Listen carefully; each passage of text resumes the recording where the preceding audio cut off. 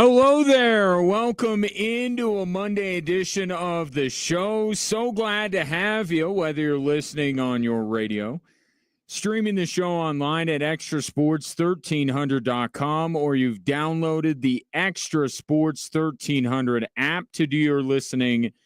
And that free to download, free to use app is sponsored by Diversus Health, mental health and well-being for all. A veritable cornucopia of sports topics await you, and I have cleared it with my young girlfriend / PR person that we're going to talk about all of it.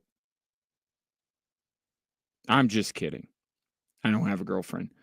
Love to get your thoughts at 719-247-1313. You can call or text them in. You can also find me on Twitter. That's the easy way, at Gingerly Tweets. Gosh, I almost don't know where to start. What a remarkable weekend. And just like, I'm even just talking about our corner of the sports world. Imagine if roped in across the country, just an unbelievable sports weekend. I think the best place to start would be right here, though. Nelson, the need for speed. Landeskog! Yes! Oh, Captain! My Captain! Welcome back, Cap! Gabe Landeskog! The Norse god of hockey has made it 3-0 Colorado. Oh, what a moment inside Ball Arena. Connor McGahee on the call for the Altitude Sports Radio Network, as heard right here on Extra Sports 1300. Nothing this weekend, in my opinion, trumps that. Gabriel Landeskog, after 1,000+ days without playing hockey, game two, and he didn't even play that much in his first game, scores a goal. Like, just that alone would be awesome. But we have to have a bigger conversation about Gabriel Landeskog. You know, I tried throughout this entire lead up to Gabriel Landeskog's return, and I will readily admit that I, for long periods of time during the last 3 years, thought we would not see Gabriel Landeskog again. But even if we did, I was always the one going, well, look, let's not put too much pressure on the guy. We don't know what kind of player he's going to be. It's 3 years out. We've never seen it. I wasn't around when the two guys that fought in World War II came back. I don't know how it went for them because of the injury and everything else. I wanted to keep expectations low for what to expect from Gabriel Landeskog. And I said, look, if he gives the team an emotional boost, if he brings them some on-site leadership and a little bit of toughness, that's great. That can help the Colorado Avalanche immensely. Well, we're done with that. Okay, because the fact of the matter is, you saw it a little bit in Game 3. You saw a lot of it in Game 4. Gabriel Landeskog's been an impact player for the Colorado Avalanche. Beyond the intangibles, beyond the things that you don't see or the things that don't, quote, show up on a box score. Scores the goal. He was integral in Sam Girard's goal. Screen, what did I talk about going in Game 4? You got to get more bodies in front of the net. Sure enough, it was 92. Sitting in front of Jake Ottinger and making it difficult for him to stop Sam Girard's shot. Gabriel Landeskog is, dare I say, the Gabriel Landeskog of old? Dare I say that the guy has missed 1,000 days and it looks like he hasn't missed a minute? I don't know if this form holds up, and because that's going to be the next thing, and hopefully the Avalanche are around long enough that we can test this. We're going to have to see what his, stamina is with all of this, right? Can he go, another 20 games like this? But I don't want to get too far ahead of ourselves here, because I didn't think what I saw in small doses in game 3 and saw a lot of in game 4 was even possible.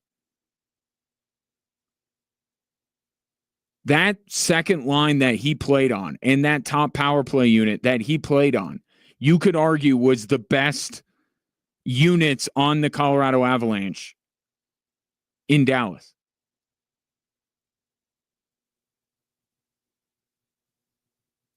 And not just this series, but if the Avalanche are fortunate enough to make it out of this series and go beyond and make a run towards the Stanley Cup, Gabriel Landeskog is looking like a real difference maker.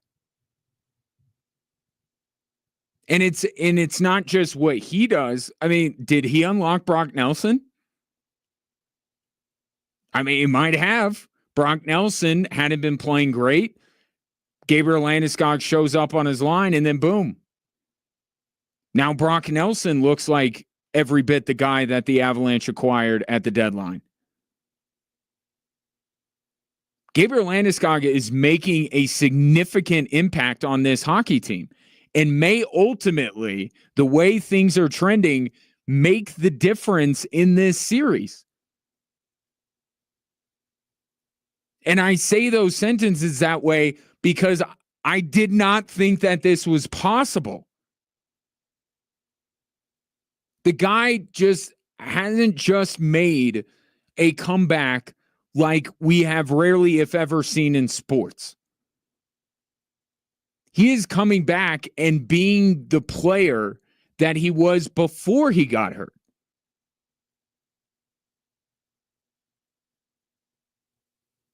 And what this could mean for the Avalanche, this is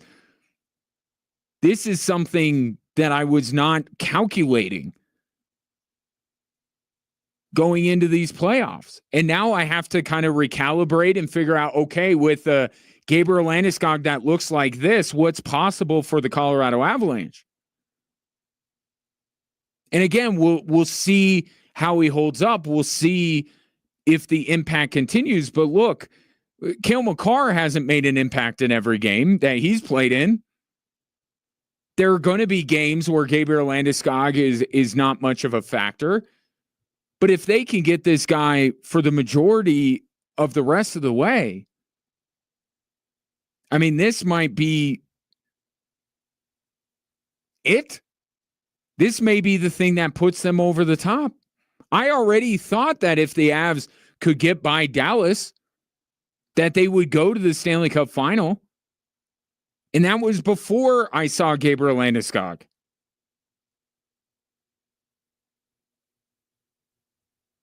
So it just makes it arguably the best story in sports. I talked about it was the biggest thing in hockey once Alexander Ovechkin broke Wayne Gretzky's record. Now it's going beyond that. It's the best thing going in sports right now is Gabriel Landeskog. And now the Avalanche have this weapon. I mean, let's at least say that he's a weapon for this team.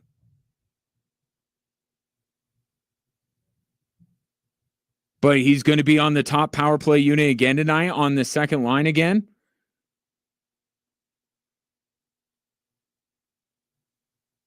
I mean, we have to, whatever you thought the Avs could accomplish, you got to add something to it. So that was, to me, the best thing of the weekend. Was that goal, that game, and the Avalanche completely dominated Dallas. And I thought that was a possibility. that given the way game 3 went, that the Avs could boat race them. And boy, did they. And therein lies kind of the other thing I want to get into over the at the top of the show here. Let us not minimize or let get lost in the shuffle with the excitement about Gabriel Landeskog and the domination of the Avs on the offensive side of the ice. Mackenzie Blackwood pitched a shutout in his third ever playoff game. Don't let the Gabriel Landeskog of it all make you forget what we are seeing on the other side of the ice. We are seeing a guy that has never stepped foot on this stage. Through the course of 4 games, in the aggregate, outplaying a noted primetime playoff performing goalie in Jake Ottinger. And that's not to say Jake Ottinger hasn't played well. He didn't get chased from the game because of the way he played. But Mackenzie Blackwood is matching him save for save. He shut out the Dallas Stars. I don't care if they have Heiskanen or Jason Robertson. That's still a good hockey team. And Mackenzie Blackwood shut them out.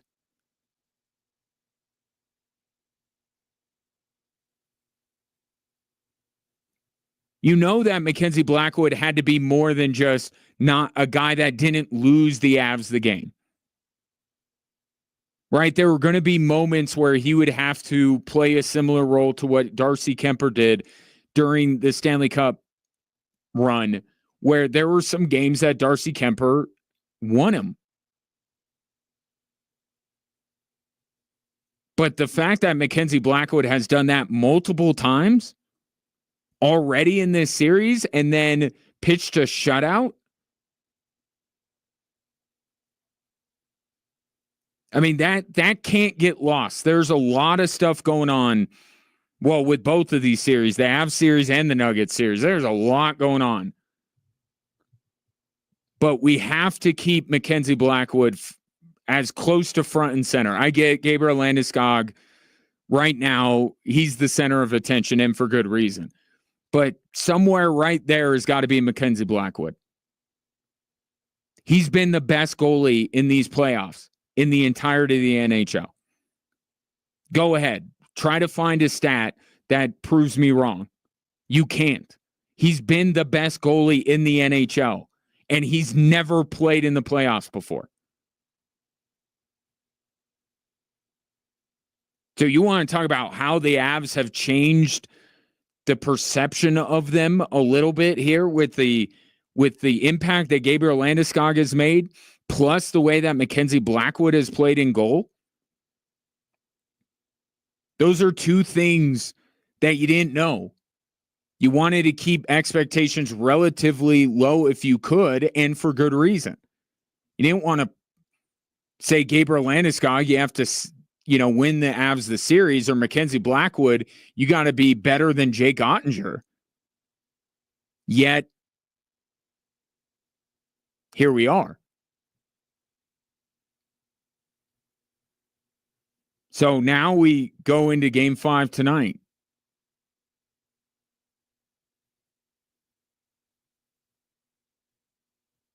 And if the Avs win this, that might be it. That's how important tonight's game is. We'll see if Mackenzie Blackwood and Gabriel Landeskog keep up the way they've been playing, because it will go a long way for the Avs to beat the Stars again tonight. Much more on this game coming up in a little bit. I want to take your thoughts on Gabriel Landeskog, on Mackenzie Blackwood, just this series in general. 719-247-1313. And if it was just that this weekend, if that was it, the Gabriel Landeskog performance, that would have been enough. Most weekends out of the year, you're satisfied. that wasn't even all there was on that day to discuss, because we'll get into Aaron Gordon and the Denver Nuggets coming up next.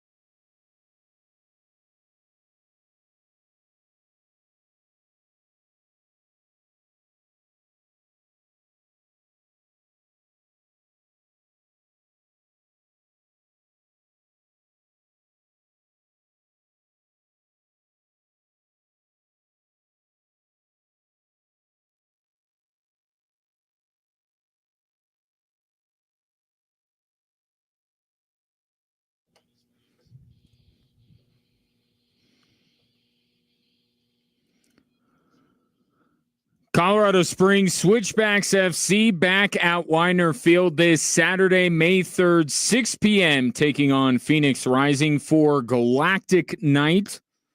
Get your tickets now at switchbacksfc.com. Avs and Stars tonight. You could hear it on Extra Sports 1300, a pivotal Game 5.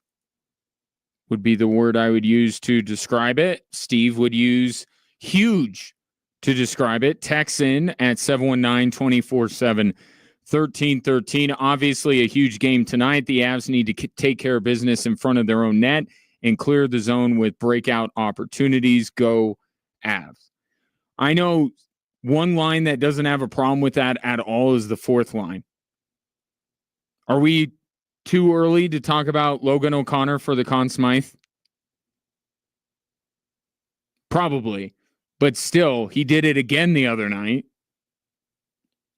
That fourth line has been outstanding. Aaron says, all right, Ryan, I'm calling my shot. All right, I'm all ears, Aaron. Avs in 6 over Dallas. That's what I had going into the series. And they hoist the cup with the record of 16-5. Whoa.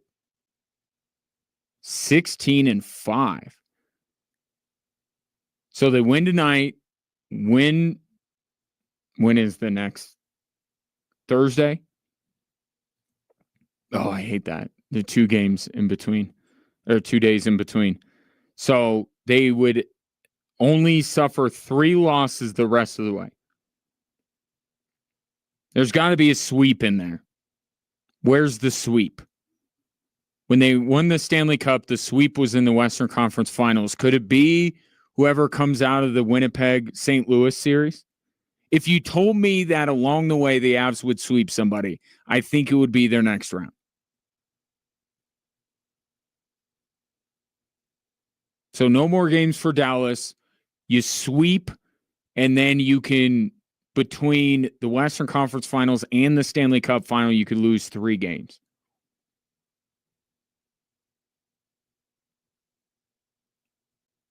Could be Edmonton.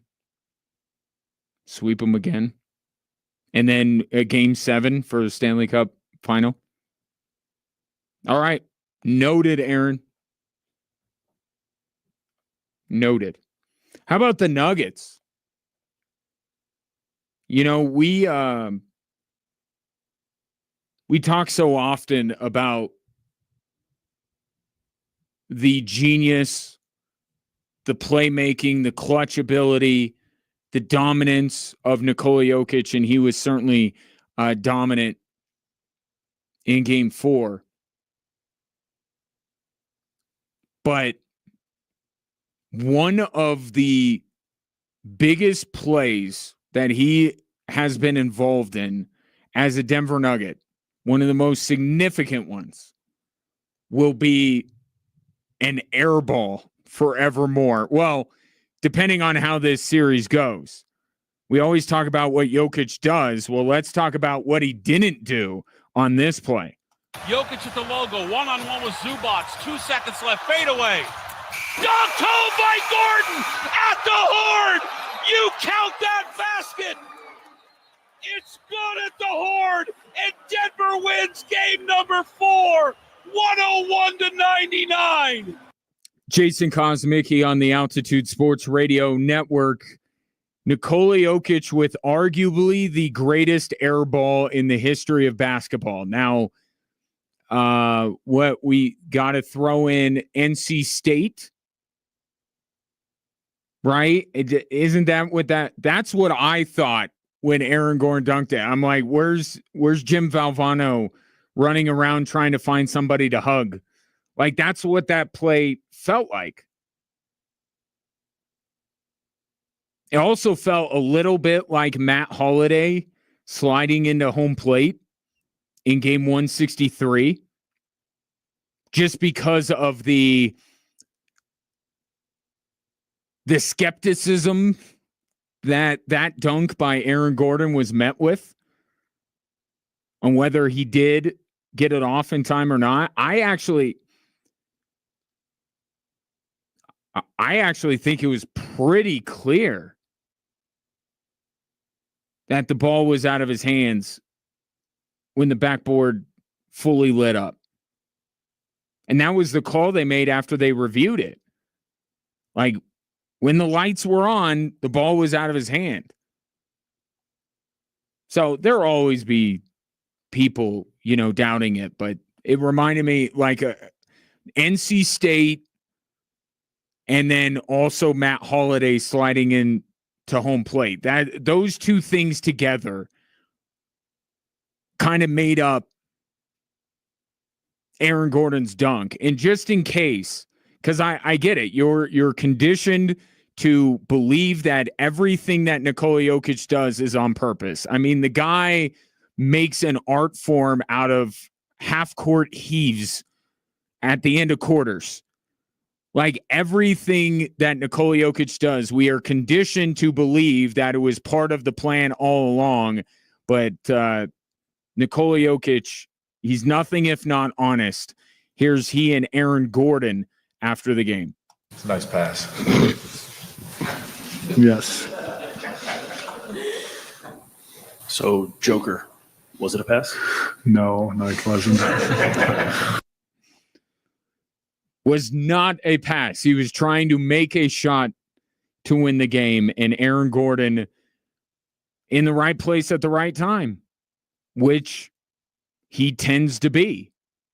You want him roaming around the net for those kind of opportunities.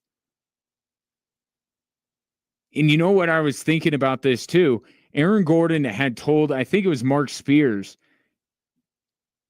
on ESPN just a couple of days ago, that he could barely jump. And you remember game 2, he missed that dunk. That was significant.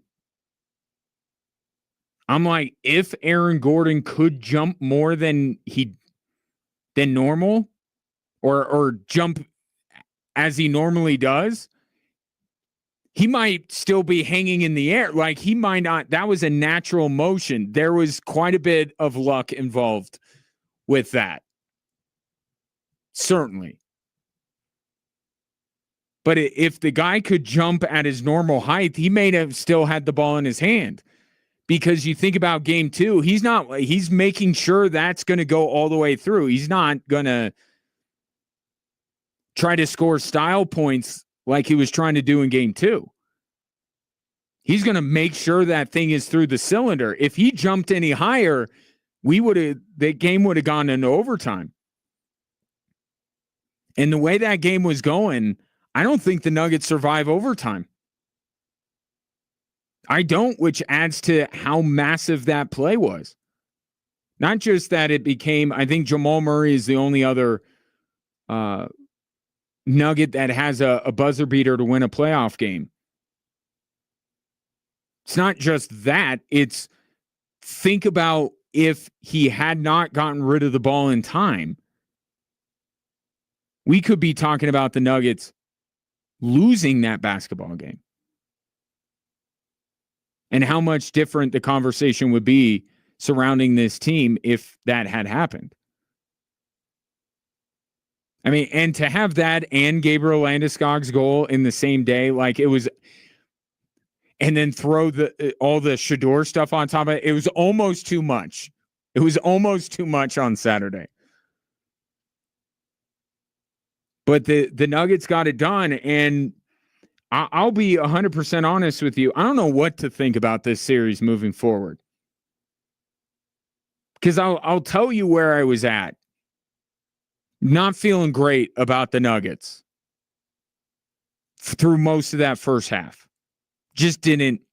Jokic was playing well, but it just didn't feel very good about them. Then James Harden got all butthurt about Christian Brown trying to knock the ball away. And that whole skirmish. And I haven't heard anything from the league. Apparently Michael Porter's okay. Technically, he left the bench area. He apologized immediately after. He didn't get into it, but letter of the law, he left the bench. So I don't know. Keep it between us. But that whole skirmish and how the Nuggets came out after that, I thought James Harden saved the series for the Denver Nuggets. Because this entire series so far, and even if you go back to the Wolves series last year, was kind of a referendum on the Nuggets as a whole, their inability to match physicality. Simply put, their ability to push back. I think that's what a lot of people felt about the Nuggets after the Wolves series last year, and had started to feel about this Clippers series, is you can push them, they're not going to push you back. Well, we saw at the end of the first half, the Nuggets push back. They pushed back a lot. And if somebody hadn't held back Aaron Gordon, it might, you want to talk about a different scenario. I think Aaron Gordon would have clocked somebody. But he didn't, thankfully. But you saw the way the Nuggets came out in the third quarter. They responded. And they get up by 20. And I'm like, this series may have completely changed based on that little kerfuffle at the end of the first half. And then, as you know, the Nuggets squander it all. It's all gone by the end of the game. And then they need Aaron Gordon's heroics at the end there to steal the game. So I don't know where I'm at. I'll get your take on it. 719-247-1313. You know, David Adelman said that he felt like they were trying to essentially just let the clock run out. Right? Clippers went back into their zone defense. Nuggets don't really like playing against a zone because they're not a great three-point shooting team. So they were just kind of trying to kill the clock as much as possible. And, you know, same as the prevent defense, a prevent offense can prevent you from winning. And that's what happened. Like the Nuggets took their foot off the gas because they didn't want to engage. And the Clippers came back in that game. And that game goes into overtime. I think the Clippers win, and we're talking about a 3-1 Clippers lead. So I've gone back and forth about 3 or 4 times. I thought that certainly James Harden woke up the Denver Nuggets. It made it so the Nuggets pushed back. You know, you're not going to punk us or all that kind of stuff. And they responded in kind, but then they squandered it all. But then they steal it at the buzzer.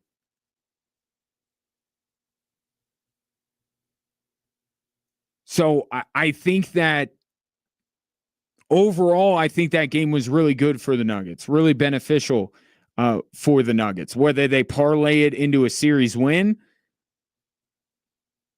I don't know if I'm quite there yet, but it was a good thing. Everything that happened in that game was good for the Nuggets. James Harden getting all butthurt was important because it got the Nuggets fired up and said, all right, enough. Because you got to imagine that some of the emotion behind that skirmish was the fact that the Clippers have been kind of leaning on them and being physical with them throughout this series. And there's a little bit of that frustration bubbling over as well. So it was good to see the Nuggets quite literally push back. But then I also kind of think squandering the lead like they did and being able to squander it and still win is kind of good too, because you needed that win, right? That's the bottom line. The Nuggets could not have afforded to go down 3-1. But you also get to kind of get a lesson that we can't take our foot off the gas. The Nuggets still gotta push, because at any point, if they let up, the Clippers with Kawhi and James Harden and Norman Powell, they're going to erase any deficit they have in an instant. So I think there was a lot of, most importantly, the win itself, right? Because the math doesn't work out to me if the Clippers go up 3-1. Then it was, them stepping to the Clippers and kind of being like, all right, enough. You want to try to fight us, we'll fight back. I think that was the second most significant thing. And then the third was the lesson taught of no lead is safe. You'd think they would know it by now, given that they have been in quite a few of these playoff games, but sometimes lessons need to be relearned. So I think overall, it was an important game for the Nuggets. But now what do they do with it? You get home court back. Tomorrow night is their pivotal game 5. I think you could put essentially the same expectation on the Clippers Nuggets series as you can Avs Stars. I mean, how do you feel about the Avs and the Stars? How do you feel about the team that wins this game tonight? You probably think that they're going to win the series. I think the same logic applies for game 5 tomorrow night at Ball Arena. 719-24-7. 1313. Coming up next, we'll get into the NFL draft in its totality. The Broncos and what they did, which has upset some Broncos fans, I would say, but also the biggest story, it just, what happened with Shedeur Sanders is the biggest story coming out of the NFL draft, and it continued into the weekend. We'll talk about that as well coming up next here on Extra Sports 1300.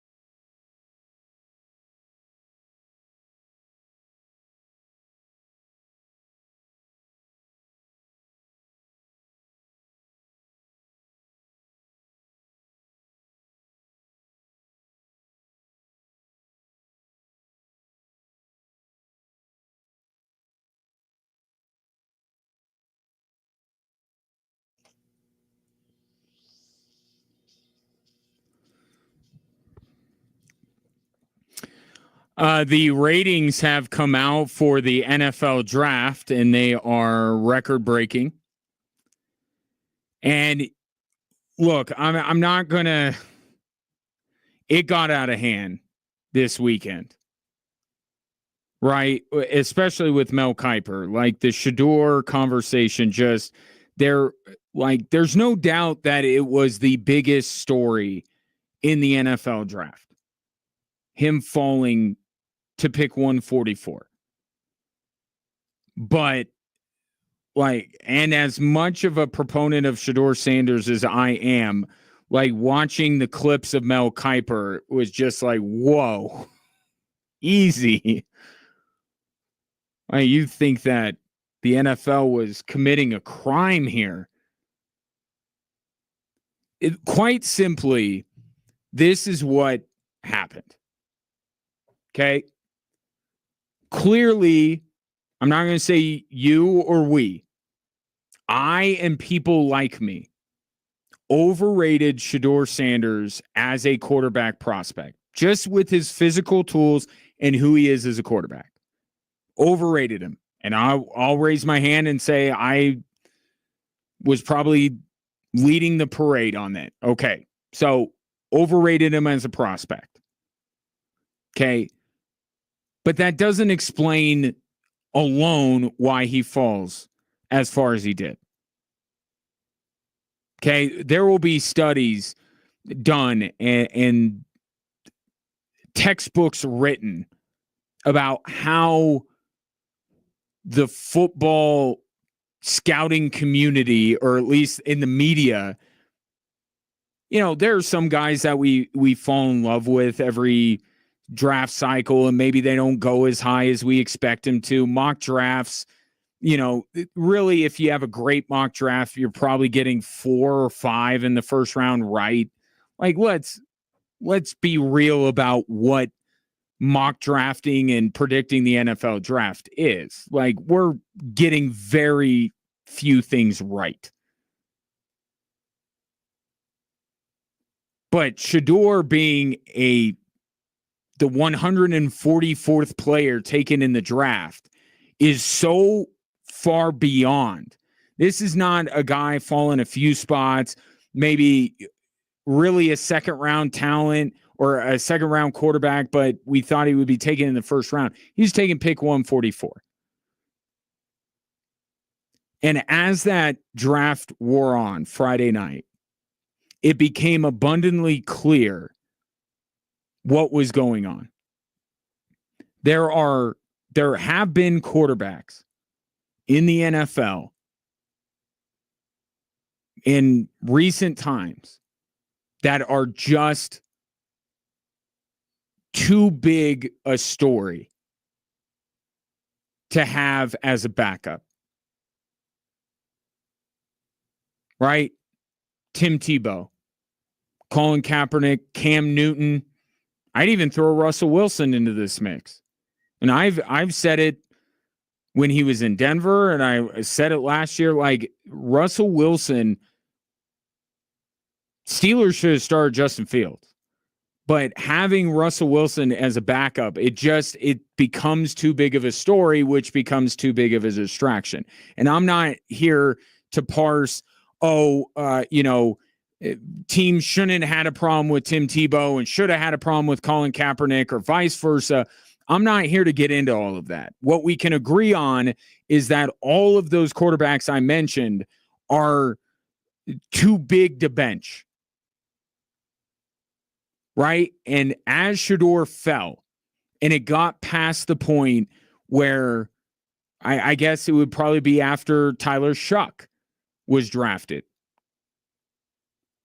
where then teams really turn their attention to, if we're going to take a quarterback, we're clearly taking him to be our backup. And then teams are like, do we want Shador Sanders on our roster? Do we want the distraction? Do we want the story? Do we want the media flocking to the locker of our backup quarterback? And the answer resoundingly was no. And there are a lot of reasons to it. Some of it's just because of his name. Some of it is there has to be a ring of truth to how poorly he interviewed. Okay, I think some of the reports out there are a bit hyperbolic in terms of like Shedeur being this spoiled, entitled brat who was disrespectful and all this kind of stuff. I don't know that I fully buy into that. I think there's a bit of hyperbole. But I think we have to acknowledge that, yes, he did not interview well and maybe didn't do his homework like he should have. And that's on him. And we can bring Deion Sanders into the mix as well and talk about, what that would bring if you brought in Shedeur Sanders. Would Deion Sanders be some kind of a package deal, not to be his coach, but just would he be on social media talking about his son's football team? Would he be on his talk show that he has, commenting on the way that whatever team drafted Shedeur is handling him? So the reason why he gets out of the first, maybe even the second round, I think has to do with how overrated of a prospect he turned out to be. But once, and Tyler Shuck is kind of a weird gray area to me, because I don't think Tyler Shuck is better than Shedeur Sanders. But certainly when Dillon Gabriel goes off the board, then once Dillon Gabriel went off the board, then it was, this is not about talent anymore.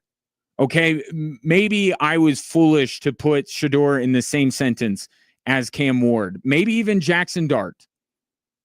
Maybe. But don't give me Tyler Shuck and don't give me Dillon Gabriel and say that all of a sudden these guys are better than Shedeur Sanders. That's just nonsense. What it became at that point was the fact that Shedeur Sanders on most NFL teams would be the most talked about quarterback on the roster, regardless of what place in the depth chart he inhabited. And teams don't want that kind of stuff. So we go from why is no one drafting him to why are they drafting him? Of all the teams to end up drafting Shedeur Sanders, it's Cleveland. Who, by the way, do I get any credit? I kept saying, I think Cleveland's going to could draft Shedeur. I get no credit just because it was about 142 picks later. Okay, that's fine. I just want to know where I stand with all of that. But of all teams, they had just taken Dillon Gabriel. And yeah, either the president of the United States or the owner by order of the president of the United States or somebody, it did not look to me like Stefanski and Andrew Berry necessarily were over the moon excited to draft Shedeur for the same reasons I brought up. But now he ends up in this place and a more tailor-made team for Hard Knocks. Who are you going to find? Who are you going to want to watch more than, and it's not even the Browns. I don't even care about Myles Garrett. Hard Knocks, Browns quarterback room. I only want to follow what's going on with the Browns quarterbacks, and that's it. Now you have the most crowded quarterback room in the NFL. Not just in terms of numbers, but also in terms of stories. Because you have Shedeur Sanders on his own, but now you have Shedeur and Dillon Gabriel both as rookies competing head-to-head. And then you have everything going on with Deshaun Watson. And you brought in Kenny Pickett.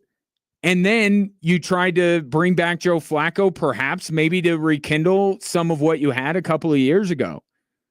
That is a crowded quarterback room. And take this more as an indictment of what else they have in that room, if nothing else. I don't put out of the realm of possibility that Shedeur beats out that whole lot. He's better than Dylan Gabriel. Okay, Deshaun Watson is not really a factor here because of his injury, and they're just killing time until they can cut him. So really, you're down to Shedeur, Joe Flacco, and Kenny Pickett. And then it's, well, what has Kenny Pickett done that you legitimately think he can help the Browns do much of anything? And then we're down to Shedeur and Joe Flacco. And we know this with quarterbacks. When you lose it quickly. Right? Drew Brees, Peyton Manning. When you're an aging quarterback, you could be pretty dang good one day, and the next day you look like you don't even belong in the league.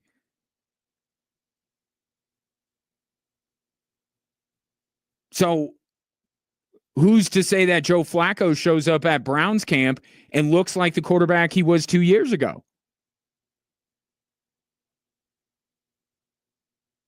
I don't know if the Browns and Kevin Stefanski are interested in starting any rookie quarterback, whether it's Gabriel or Sanders.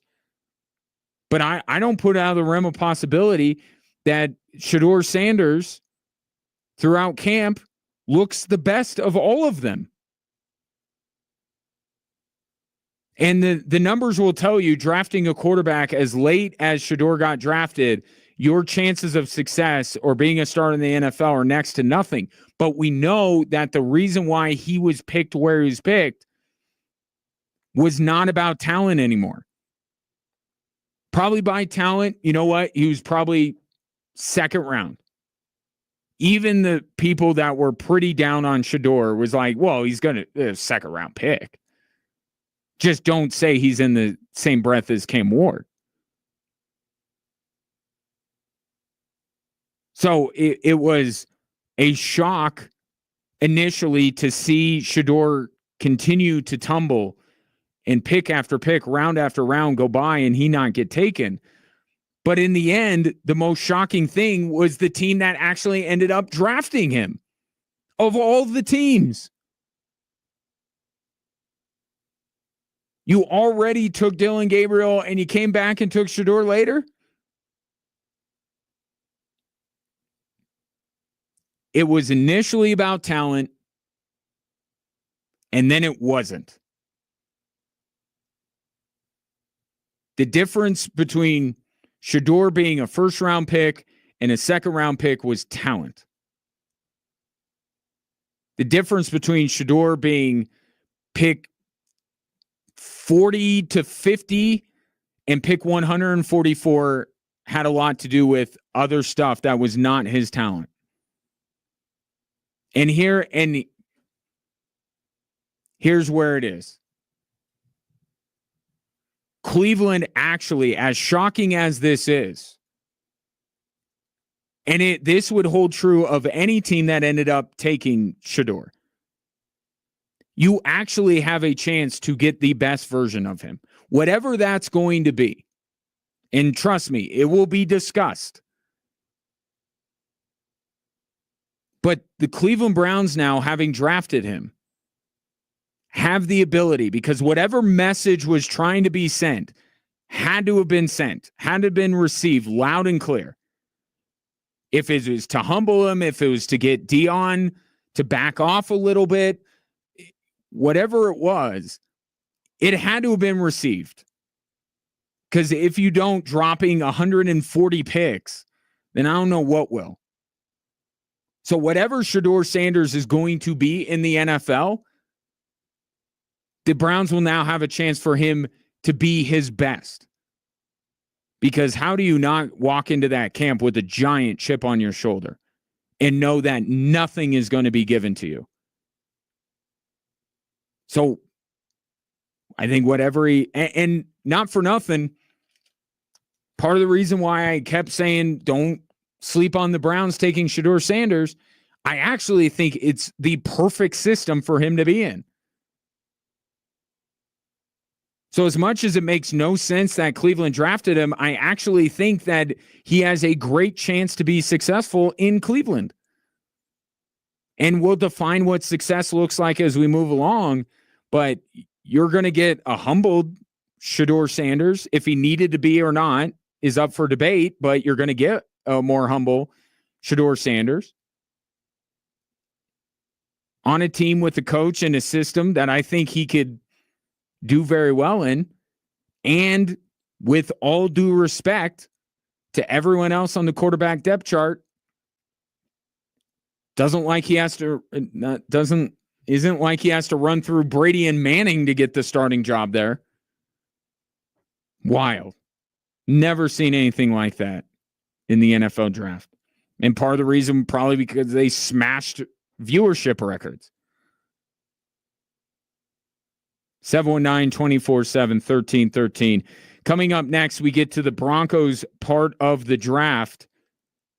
Why a lot of Bronco fans not pleased with what George and Sean did over the weekend.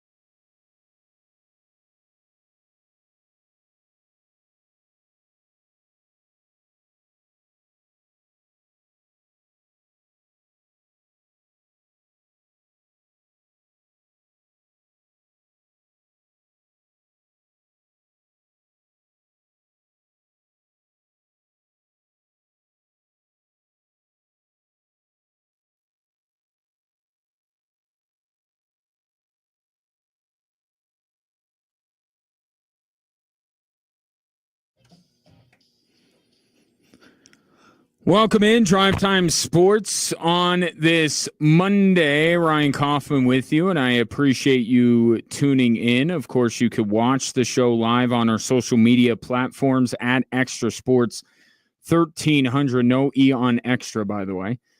719-247-1313 is the number if you'd like to call or text in your thoughts. NFL draft over the weekend.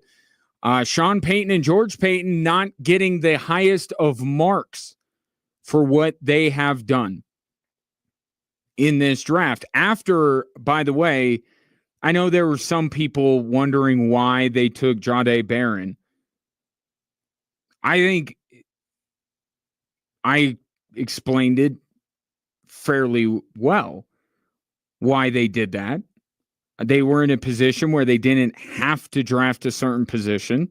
So they saw a player that they had a top 10 grade on fall to them, and they took him. I love the pick. I thought it was a great pick. And I thought there was football reasons why you take Jahdae Barron. Now you can't necessarily pick on whoever's opposite Pat Surtain or just throw away from him and be assured success. Think of the Cleveland game. Think of the Cincinnati game last year. Did they need help in the secondary? No. Could they have used some help? Yeah. But here's where I think a lot of the consternation comes in when it comes to what the Broncos did rounds 2 through 7. In round 1, they took best player available, right? Regardless of position, they took the highest rated player on their board. They didn't draft for need. They took the best player available. And then they proceeded to not take the best player available at any point throughout the rest of the draft. Not once. They take R.J. Harvey when Caleb Johnson's still on the board. They take the wide receiver Pat Bryant out of Illinois when there were multiple wide receivers graded higher, rated higher, more talented than Pat Bryant. And then the only player that they took that was even the best player available at his position is when they took the punter. That was it. And I think that's the heart of the matter here, is that a lot of people are like, okay, I got on board. I understand why you took Jahdae Barron, but now you're not going to take the best player available at any other point during the draft. And I think those mixed signals, or a pivot perhaps from day one to the rest of the weekend, is kind of what has torqued off some Broncos fans. And look, the mock draft, the way this works is usually the more you either draft out of it, the more holes on your roster that you fill, or the more times you draft what conventional wisdom says is the best player available, that's when you get A pluses. Broncos didn't do that. So by those reasons, they don't deserve to have one of the best drafts, to be graded one of the best. I agree with that. What we grade these on, the Broncos missed. They didn't fill a lot of holes on their roster.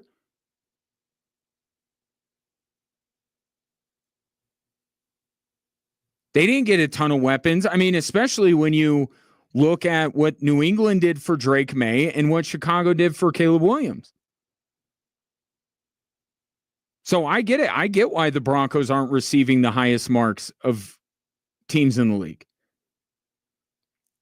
But that doesn't mean they had a bad draft. I think what this comes down to, do you trust Sean Payton? This is a trust fall exercise.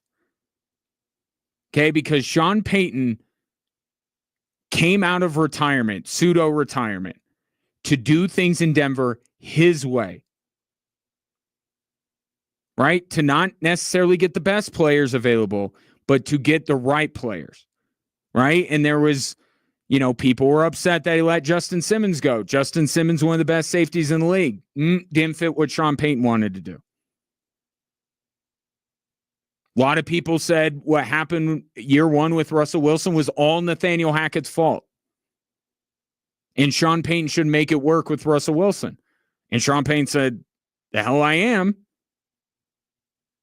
This dude is not my quarterback. Sean Payton is building the Denver Broncos in his own image. And sometimes that means you're going to get former Saints players that you've never heard of just because they know Sean and they know what Sean wants of them. And he's going to get players that remind him of former Saints players, like Pat Bryant. There were so many things about his game that reminded me of Mike Thomas.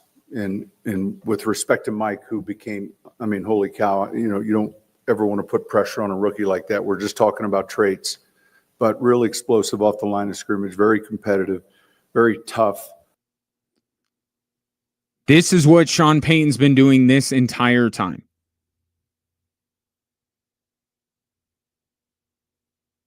He is bringing in players that either he used to coach or that remind him of players he used to coach. So when I say he's building the Broncos in his own image, he's building the Broncos out to be the 2011 New Orleans Saints. Because when I saw Pat Bryant, I didn't think Michael Thomas. I thought Marcus Colston. R.J. Harvey, Darren Sproles. Bo Nix, we talked about last year, has some traits that remind you of Drew Brees.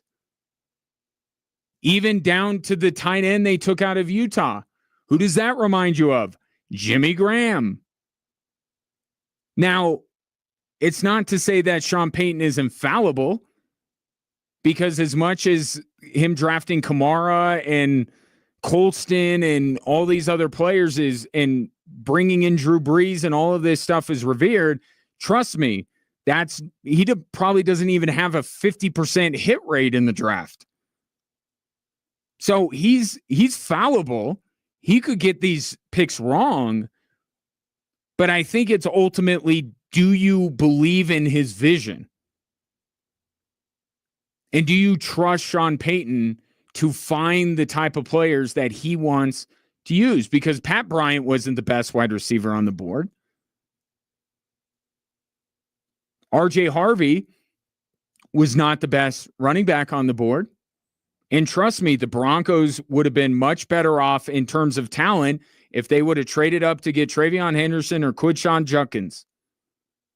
So I'm not going to do the other thing that pro Broncos media is going to say, and like, oh, it's my least favorite phrase that people throw out. How did the league let ... The league didn't let Sean Payton do anything. He saw certain traits in guys that were not as talented, perhaps, as some other players, but he said, that's what I value more. What R.J. Harvey brings to the table, the Darren Sproles-like characteristics, I value more than the fact that Caleb Johnson is a more talented running back. What Pat Bryant does as a wide receiver, what he is as a wide receiver, is valuable to me. So he may not be the most talented wide receiver at that pick, but he's got the traits that I want. This is round one was like they were on auto draft. Right? And I've been doing this in fantasy football because my fantasy football commissioner refuses to change the time of the fantasy football draft. And I just end up auto picking my entire draft because he won't move the time so I can actually be sitting at a computer and be drafting. But what they did on Thursday was just, this is the best player. We're taking him. We don't care what position he plays. And then throughout the rest of the draft, where it sure seemed like the Broncos were much more purposeful, shall we say, in who they were taking and when they were taking him, It was no longer best player available. It was, we want certain traits because Sean Payton is trying to recreate one or some amalgamation of 2 or 3 different teams he had in New Orleans. A lot of the personnel. He's trying to find, Sproles. He's trying to find a Graham. He's trying to find a Colston. He's trying to find a Thomas. He's just trying to recreate what he had in New Orleans in Denver.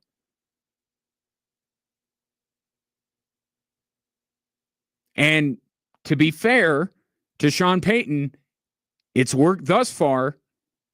So there's certainly nothing that has happened since he took over as the head coach of the Denver Broncos that would change his mind. So really, how you feel about the Broncos draft is really a reflection on how you feel Sean Payton has done so far.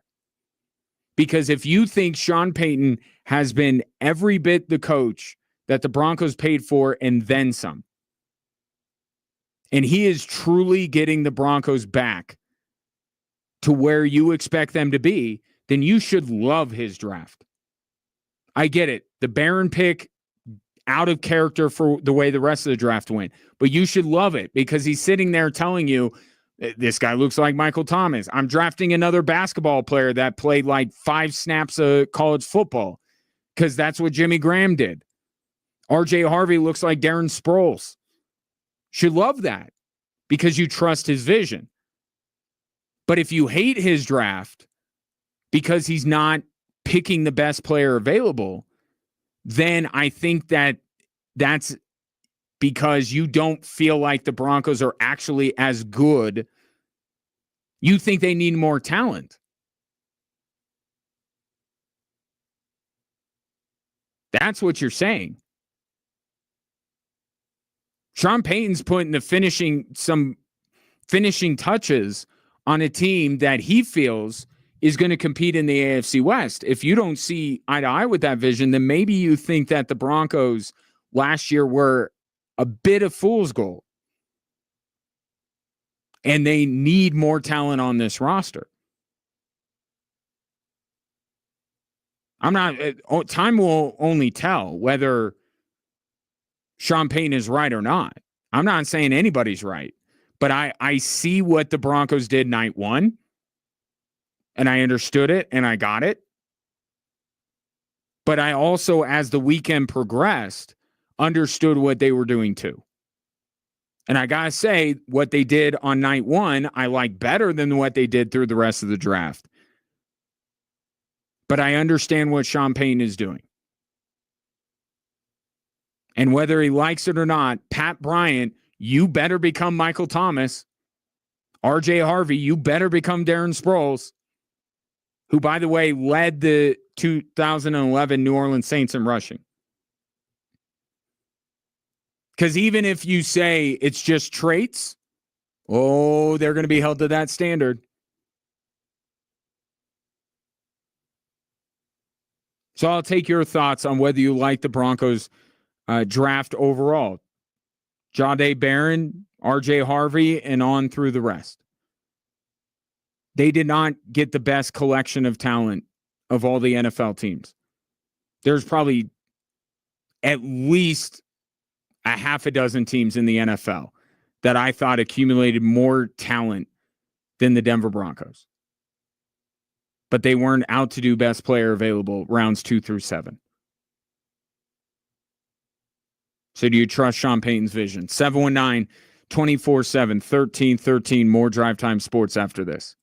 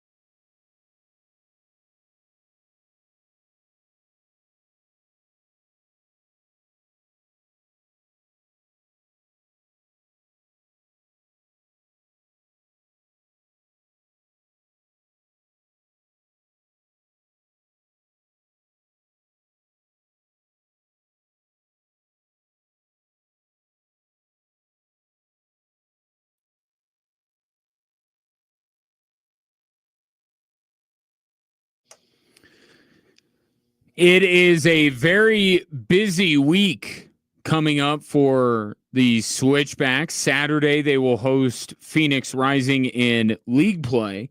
And then don't forget, they turn around on Tuesday, 1 week from tomorrow, and they host MLS club New York Red Bulls in the round of 32 in the U.S. Open Cup. Why not double dip? Head out to both matches at Widener Field. You could get your tickets at switchbacksfc.com. One couple thoughts on Shedeur, one on the Broncos draft, 719-247-1313. Let me go talk Shedeur, and then we'll shift back to the Broncos.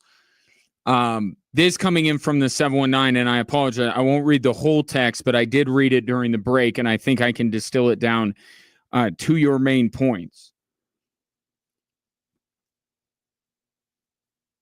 And I think you and I are of like mind, because in your text, and it's very well thought out, a lot of good points. I think essentially the case you're making is that Shedeur as a quarterback prospect was not what many, including me, made him out to be. And then you throw in some of the whispers, or not whispers, like the out-and-out reporting from some people that Shedeur Sanders tanked some of his interviews, didn't do the homework, all that kind of stuff. And then it becomes, well, how much did we actually love the tape? Because we're already saying he's not Cam Ward. He's not Jackson Dart, at least in the mind of the New York Giants.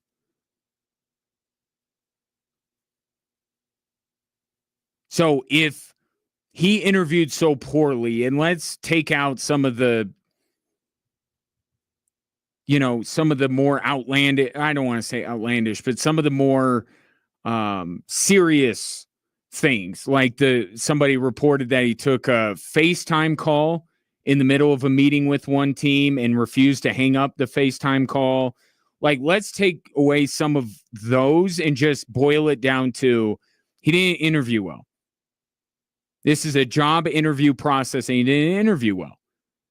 And then, so you're like, that didn't give us a great impression. And then you go back and you're like, we already thought he wasn't that great of a prospect, or at least a top tier prospect.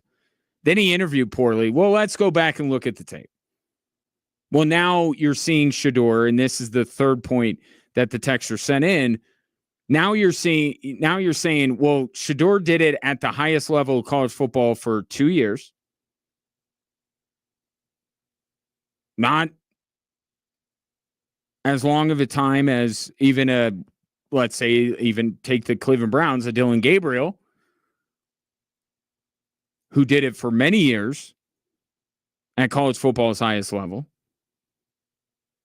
There's also been some opinions from people that a lot of what CU did offensively was inflated Shedeur's stats.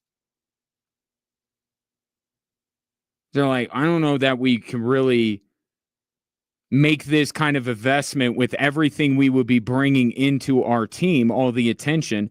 By the way, jersey sales already, which I guess people automatically go on and get the draft pick of their favorite team. Number 1 is Travis Hunter. Number 2 is Cam Ward. Guess who's number 3? Shedeur Sanders, Cleveland Browns jersey. Ahead of Genty.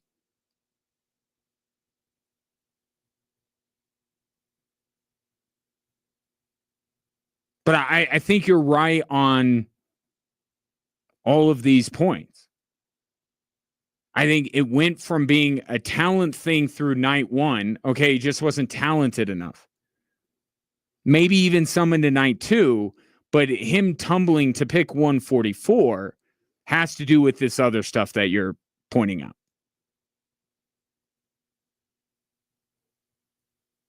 He's not what quarterback was he? 5, 6, 7? He's not, trust me, he's not the 6th or 7th best quarterback in this class. There's no way. It was that other stuff that ultimately got pushed down further and further and further. Tom says, I wonder if Shedeur bombed some of his interviews intentionally to try and dictate where he went because they thought more teams would be interested. Weird he dropped so far. I don't think Shedeur bombed them intentionally. What I will say that was intentional, they just didn't take that many meetings. I mean, we saw that throughout the draft process. Shedeur didn't go visit that many teams. And I think that's to your point about they thought that the demand was there, that they didn't need to go into all of these teams and try to sell Shedeur Sanders. And I know Shiloh made a big joke about it on their videos over the weekend about how, Deion Sanders being their agent wasn't cutting it and Shiloh ends up signing with Drew Rosenhaus. I you know what they say, behind every joke, there's some truth to it. Like, I think Shedeur got some bad advice. And where would that advice come from? I think they overestimated the interest level that other teams had. I think Shedeur didn't prepare for these interviews the way he probably should have. And that was a factor. Because I bring up those other quarterbacks that for one reason or another, teams shied away from because of the distraction of it all. Tim Tebow as a quarterback wasn't worth it at all because he wasn't talented enough.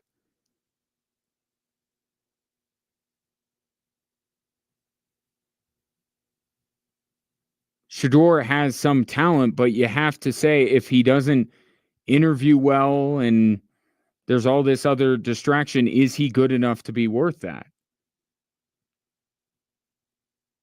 And I think that's where the kind of two storylines kind of met up and teams are like, yeah, no, not worth it. But again, I'll say that Cleveland's going to get the best of Shedeur Sanders, whatever that looks like. Okay, is it a career backup? Is it a Pro Bowler? Is it a Hall of Famer? Is it a guy who flames out in 2 years? I don't know. We don't know with most of these guys. But whatever he's going to be, the best possible version of Shedeur Sanders, I think legitimately will happen in Cleveland. He's going to have to compete. He's not being handed anything like Cam Ward is in Tennessee. He even has to battle with another rookie. It's not even beating out a veteran. He has to be. It's almost like, when you used to go on Mortal Kombat and you kind of go up the ladder a little bit, like you would take on a lesser opponent and then you go up and you keep going up till you got to the boss. Same thing with Shedeur. Like, first things first, he's got to prove that he's the best rookie quarterback on the roster. He's got to beat out Dylan Gabriel. Then he moves on to, I think it's Kenny Pickett. Or is it Joe Flacco? It's one of the two, and then one of them is the final boss. And if he outperforms him, all of a sudden Shedeur Sanders is the starting quarterback of the Cleveland Browns. So he's going to have to compete. He's not being handed anything. He has, whether he needed to be humbled or not, how could this process not humble you?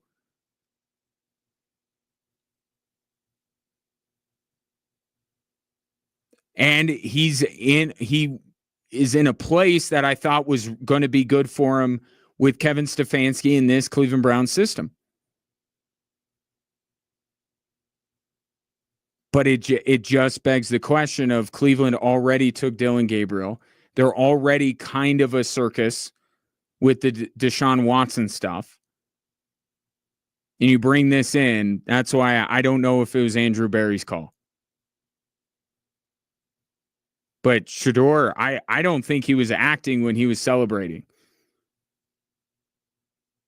Perhaps I don't want to make it out to be that Shador's overconfident or anything like that, but how could you not look at the Browns quarterback room and go, Shador might be the best of the bunch? Fascinating. A fascinating weekend, and it's going to be a fascinating offseason, fascinating training camp in Cleveland to watch all of this play out. Get to Tom's other point on the Denver Broncos, and I figured you would go here, Tom, because you are consistent, and you were saying this on Friday about the Jahdae Barron selection. You thought that the Broncos should have went Omarion Hampton, and now the Broncos go through the draft, and the only running back they end up with is RJ Harvey, who doesn't strike you as a 3-down back. Now, here's what George Payton said on RJ Harvey, and I'm not expecting it to sway you, but just because you brought it up. This was kind of our pet cat throughout the process. His running style, we feel he's dynamic. He has really good vision, really good instincts, really good contact balance, highly explosive. We thought maybe he had the best vision in the draft. And you see the plus 10s. I think he leads, he led everyone with plus 10 runs. Home run ability. We feel like he can improve in the pass game. He wasn't featured there, but we really like this back. Tom says Broncos should have gone Hampton. Now they have to deal with him twice a year because he got drafted by the Chargers, and they got a 5'8", 200-pound back instead. I will say where you and I do see eye to eye on this. RJ Harvey is not the magic elixir to fix the Broncos running back room. And I said, if they're not going to get a Travion Henderson, a Omarion Hampton, and Ashton Genty, then they're probably going to have to do multiple things to that running back room. They're going to have to bring in more than just one guy. And perhaps that's part of the frustration for Broncos fans, is that RJ Harvey was the only running back that they ended up with. And I could just hear hearts across Colorado breaking when Cam Skattebo got drafted by the New York Giants. And hey, as somebody that covers the Broncos, my heart broke a little bit because I wanted Cam Skattebo on the Denver Broncos as well. Stay tuned on that, because I'm with you. RJ Harvey is not with Estime and McLaughlin, and it's like, done. Broncos running back room fixed. Watch this team harken back to the days of Shanahan. I don't believe that. I'm sorry. I appreciate that they think of RJ Harvey so highly, but you saw this running back room last year. They're not an RJ Harvey away. Can RJ Harvey be an upgrade over some of what they had? Yeah. I think he would be right there, arguably in the mix with Estime and Jaleel McLaughlin as the most talented running back in that room. But he's not the be-all, end-all. So that's where I say stay tuned for that. Are the Broncos done in the running back room? I don't think that they are. Because if RJ Harvey is Darren Sproles, and Darren Sproles led the 2011 Saints, and Jason, if you're listening, you can double check me on that. I believe Darren Sproles was the leading rusher on the Saints in 2011. But guess what? They also had Ingram. And they also had Pierre Thomas. Now that I'm thinking about it, maybe Pierre Thomas was the leading rusher. At any rate, it wasn't just Darren Sproles.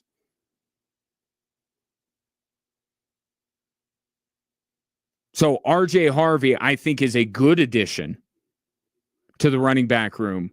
I don't think that the Broncos are done yet. J.K. Dobbins, Nick Chubb. Those are going to, and don't forget Breece Hall. I don't know where Breece Hall stands with everything. I don't think the Jets took any running backs. But I would bet one of those three players I just mentioned becomes a Denver Bronco in the near future. And then we can kind of recalibrate and say, all right, now do you like their running back room better? Yes, Omarion Hampton or Travion Henderson, especially Travion Henderson. You would have gone him and been like, okay, I think you're fixed now. Change of pace back with Jaleel McLaughlin, Audric Estime, maybe in short yardage situations and away the Broncos go. RJ Harvey doesn't do that same thing. But if they go out and get a veteran with Harvey and with either Estime or McLaughlin, although them talking about RJ Harvey, they're thinking there's more to him when it comes to receiving, I would be worried if I'm Jaleel McLaughlin because, like, that's my thing.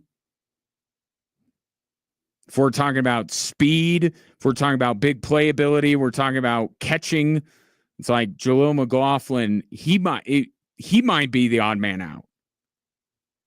But I don't think that the Broncos are done assessing the running back position. If the draft was all they were going to do, then I don't think that they added to it in a significant enough way. But I don't think they're done. And we'll see if they are or they not and who they exactly bring in. 719-24-7. 1313. More of your thoughts. Broncos draft. Avs Stars. Game 5 is tonight. Nuggets Clippers and that wild finish with Aaron Gordon. All on the table here on Extra Sports 1300.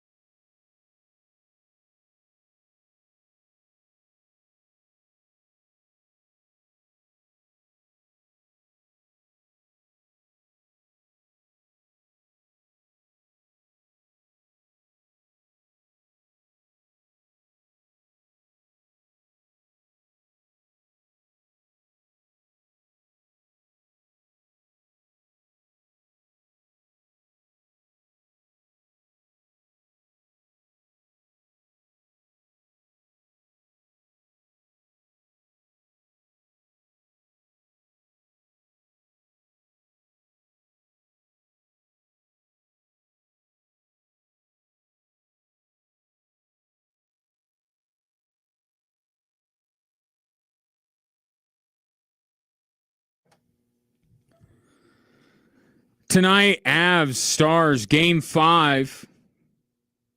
Team that wins tonight, more probable than not that they end up winning the series.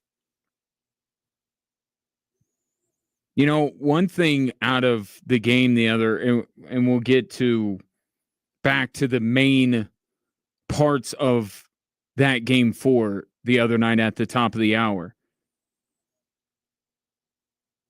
But Pete DeBoer pulling Jake Ottinger. Now, he said that it was just to rest him. I was looking at Jake Ottinger. I didn't see a guy that was tired, and I didn't see a guy that was too pleased with getting pulled from that game, because obviously it was not his fault that the Avs were dominating that hockey game. In fact, without Jake Ottinger, it would have been worse. That game would have been 8-0 if not for Jake Ottinger.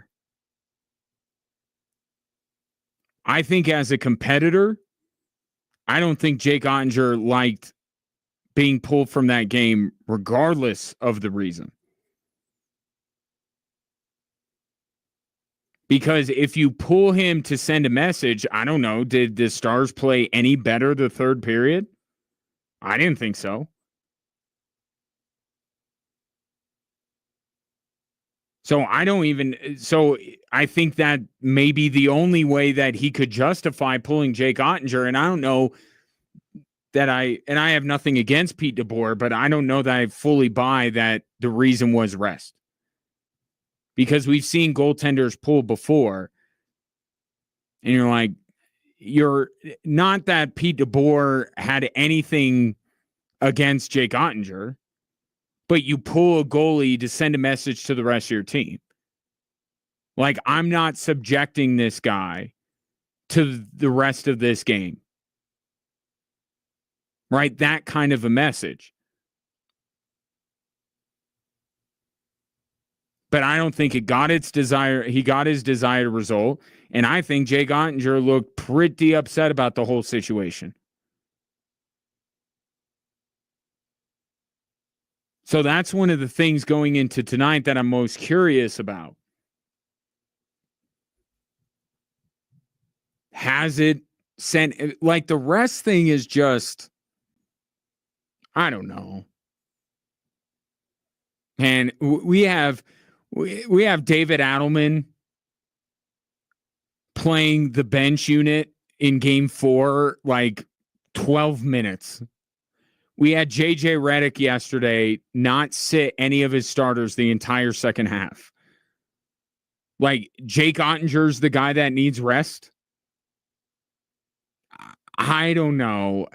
I don't know that I can fully buy that was the reason and the only reason why Jake Ottinger was pulled from that game. Again, nothing on Jake Ottinger. Jake Ottinger did nothing wrong, and I'm sure Pete DeBoer told him, you didn't do anything wrong. I have to imagine that he pulled him to send a message to the rest of his team. And I'm not a big believer in momentum from one game to the next, but I am very curious to see how the Dallas Stars respond and how Jake Ottinger responds to all of this. Because it was, regardless of what the reason was, it was a pretty desperate move. Done either out of desperation or exasperation. One of the two. But to see Casey DeSmith in goal to start that third period, I was blown away by that. Because Jake Ottinger was the only thing keeping the Stars from getting 6 goals hung on them in the first 2 periods.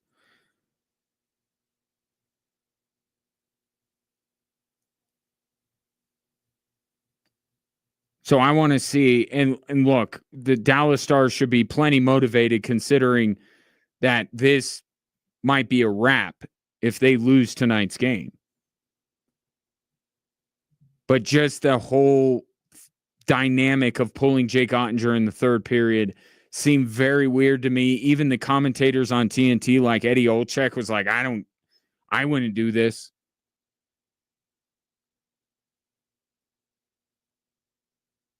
Whatever Pete DeBoer's look at, will Jake Ottinger look even better and more well-rested? First few minutes of this game, I'm very curious. I'm very curious to see whether that did anything, because it sure didn't look like it did anything in the third period, except make Jake Ottinger look very upset on the Stars bench. But it's got to be a little frustrating if you're Jake Ottinger. It really does, because not only are the guys in front of you getting outright dominated on Saturday, but you're looking across the ice and you're like, I'm standing on my head back here, and this dude across the ice for me is matching me save for save. I got to imagine I know goalies probably will say they don't worry about what's happening with the other goalie, but I mean, some part of you, it's like that quarterback thing. Yeah, I get it. Patrick Mahomes doesn't match up with Bo Nix. You don't think that Bo Nix sees what Patrick Mahomes does on a previous drive, or Josh Allen or Lamar Jackson, and say, I want to answer that? So yeah, it's not quarterback versus quarterback. It's one quarterback versus the defense and the other quarterback versus the other defense. And Jake Ottinger is not playing against Mackenzie Blackwood, but you don't think that there's a little bit of compete level there? And Jake Ottinger here is flying all over the place and making all these great saves because his team is hanging him out to dry. And then when his team actually builds up some semblance of a rush, Mackenzie Blackwood is like, I could do that. I mean, Jake Ottinger has, and it goes back to what I'm saying about Mackenzie Blackwood and how we can't put that storyline of this series aside in the wake of all the Gabriel Landeskog stuff. Jake Ottinger, I think, especially the last two games, has been phenomenal. Phenomenal. And he hasn't been the best goalie in this series. You don't think that eats away a little bit at him? I think it does. I don't know if it's going to make an impact tonight at all. I don't know if we'll notice a difference. But it was a development in that game that's worth monitoring and looking at for tonight. I'll say it's a 7:30 puck drop, but you know as well as I do this time of year, they are being very generous with that. I don't know what the game is before that, but the chances of the Avs and the Stars dropping the puck at 7:30 is nil. It will be closer to 8 o'clock than it will be 7:30. But if you tune in, our coverage actually begins at 7 tonight from altitude. You'll be in the right place whenever they do drop the puck. And then pivotal game 5, and then tomorrow get another one with the Nuggets and the Clippers. 719-247-1313. Coming up next, we'll reset things with the three stories that are driving the show: the Avs, the Nuggets, and the draft.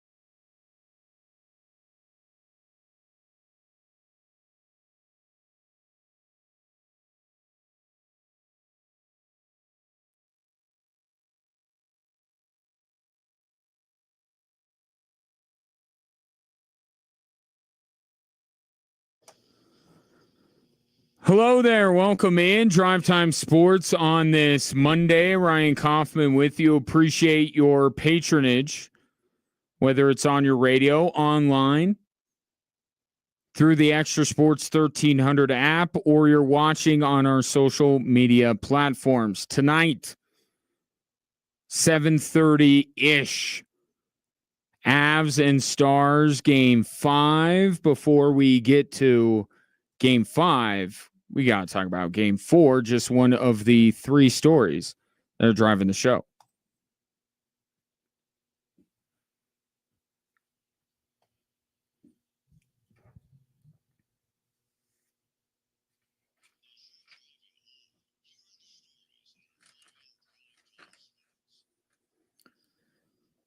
All right, let's start with that Game 4, shall we? Well, the Avs Game 4. I guess I got to be specific. Who's Game 4? We're starting off. We'll get to both, but let's start with Avs Stars Game 4.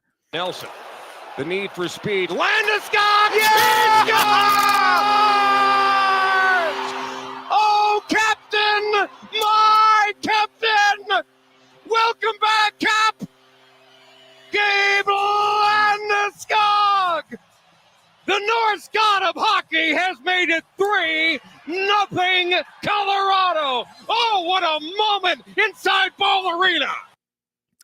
Altitude Sports Radio on the call, as heard here on Extra Sports 1300. Gabriel Landeskog with his first goal in over 1,000 days as the Avs completely and utterly dominate the Dallas Stars to even their series at 2 games apiece. And we have to recalibrate our conversation when it comes to Gabriel Landeskog, because I wanted to keep expectations low.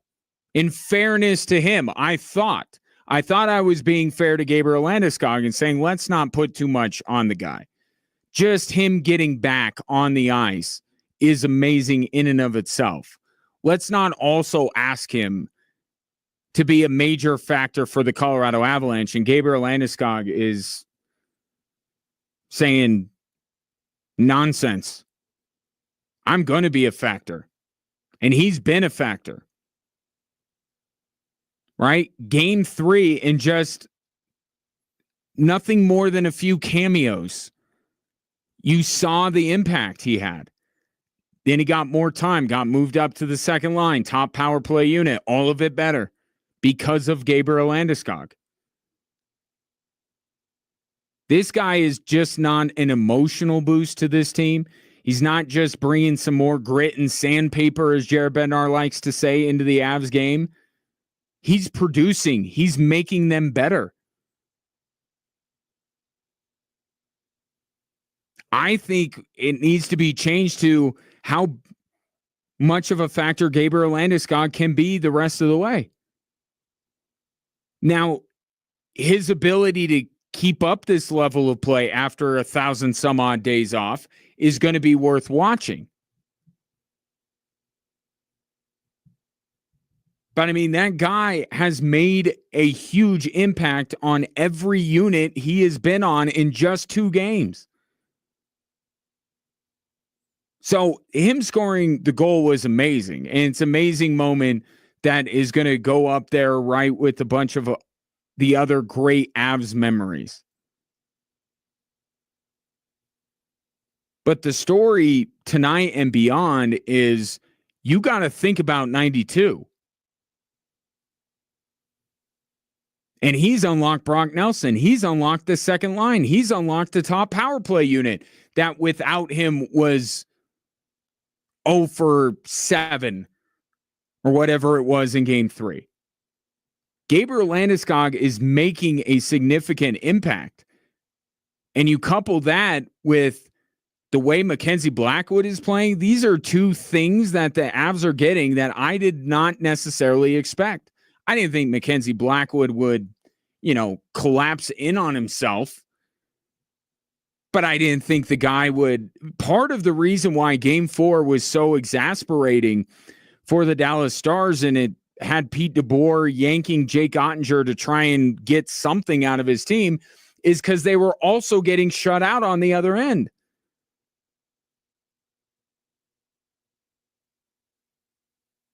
part of the dominance of game 4 and part of the reason why the Avs are back home or in Dallas, I should say, tonight, Nuggets are back home for game 5, are going into Dallas tonight with the chance to push Dallas to the brink of elimination is because Mackenzie Blackwood has been better than Jake Ottinger, which was the one thing going in this series that I thought for sure would go the Dallas Stars' way.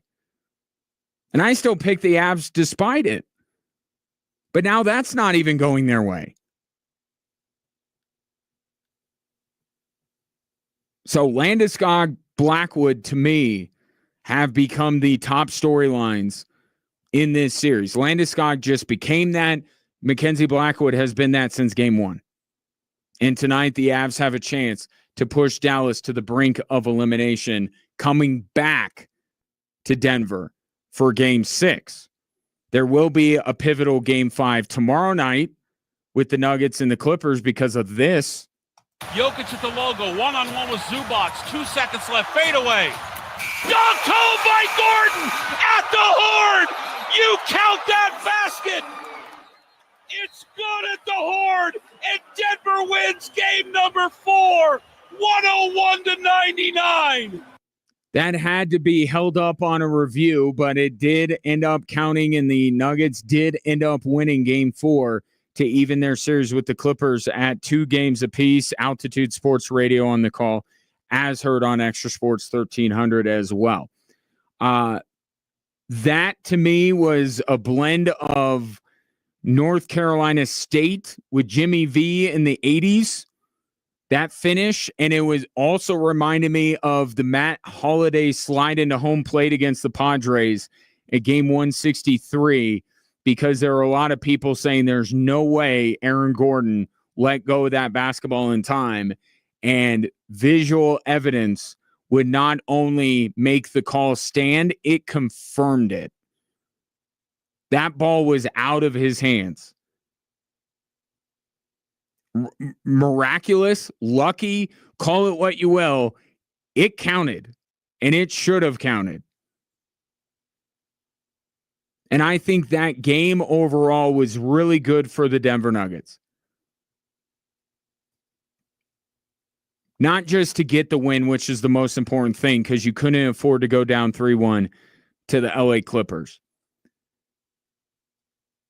But earlier in the game, and I'll bring you back to the last time the Nuggets and the Clippers met up in the playoffs. That was back in the bubble, if you recall. This was game 5. Paul Millsap got into a little bit of a tussle with the LA Clippers, if you recall. I'm pretty sure it was with one of the Morris brothers. The Nuggets, from that point on, then proceeded to make a furious rally, win game 5, and the rest, as they say, is history. The Nuggets would come back from a 3-1 series deficit to knock off the Los Angeles Clippers.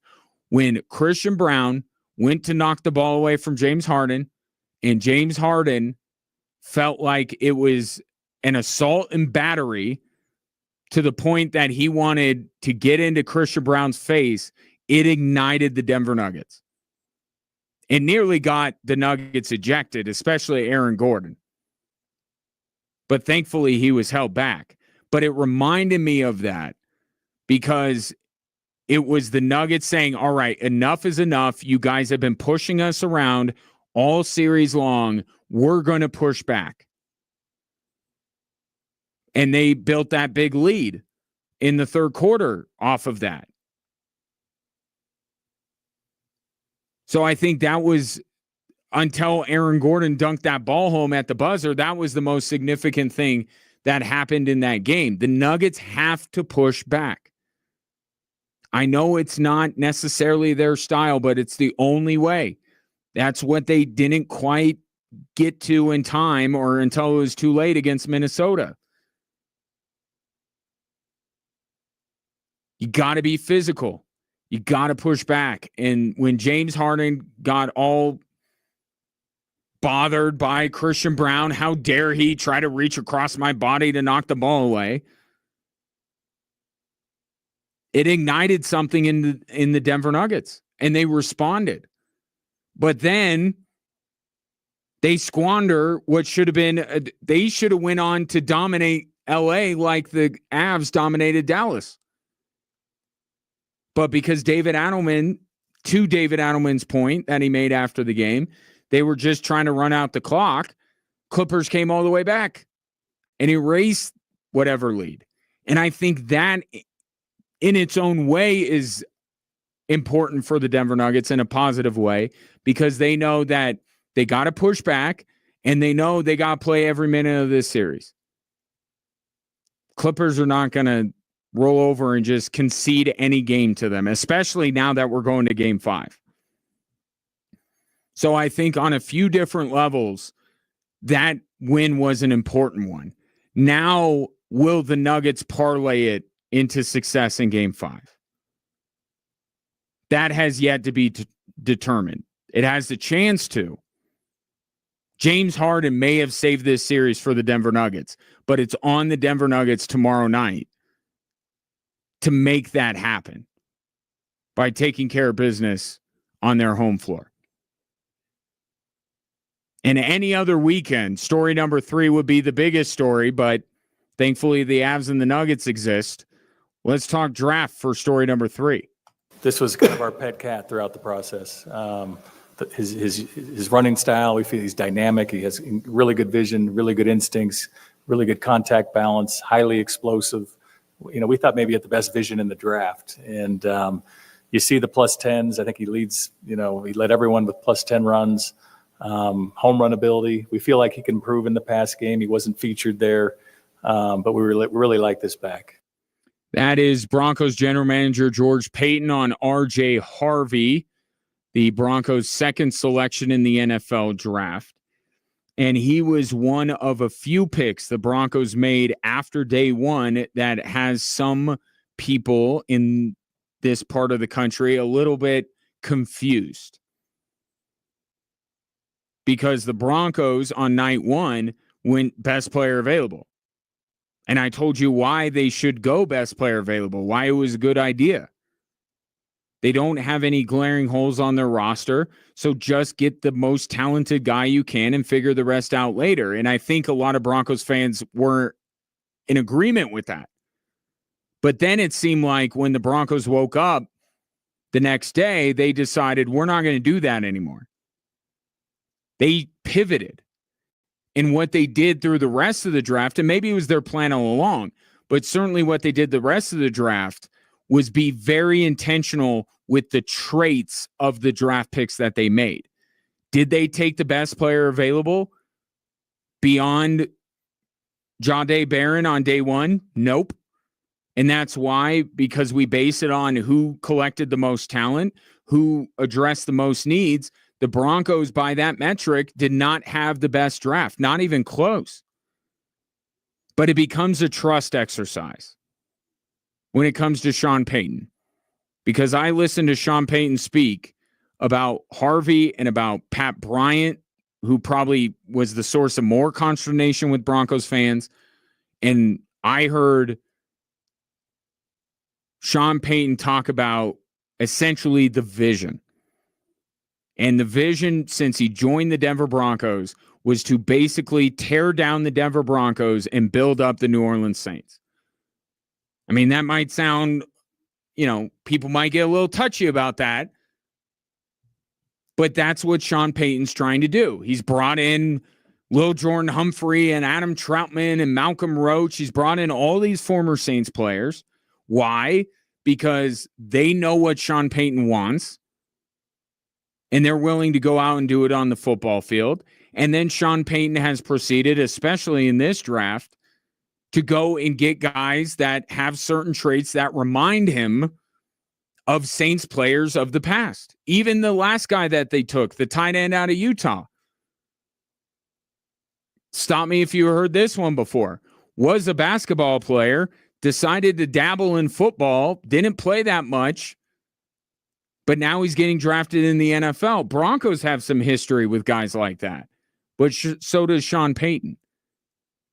So was R.J. Harvey the best player on the board? No, wasn't even the best running back on the board at that point. Was Pat Bryant the best player available? No, wasn't even the best wide receiver available. But Sean Payton saw traits. And he says, I can work with them. So how you feel about the Broncos draft, I think, is somewhat a reflection of how you feel about the state of the Denver Broncos and Sean Payton. If you fully believe that the Broncos are right where they need to be and they're going to compete for the AFC West this year and the big prize is not that far in the future, then you should love this draft because Sean Payton's like, I'm getting this guy, I'm getting this guy, I'm getting Darren Sproles, I'm getting Jimmy Graham, I'm getting Michael Thomas. But if you feel like the Broncos are still in a phase where they need to accumulate more talent because maybe last year was a little bit of fool's gold, then I don't think you like this draft because the Broncos did not at every juncture. And by the way, passed up multiple times on Friday night the ability to get better players. They didn't accumulate the most talent that they could. As all these drafts go, time will tell. But I think what the plan was clearly from round 2 to round 7 was let's find the traits that we're looking for rather than just continuing to snatch up the most talented player that is available to us. 719-24-7, 1313. Take your thoughts on the 3 stories that are driving the show. Drive Time Sports with your chance to win Switchbacks tickets for Saturday coming up next.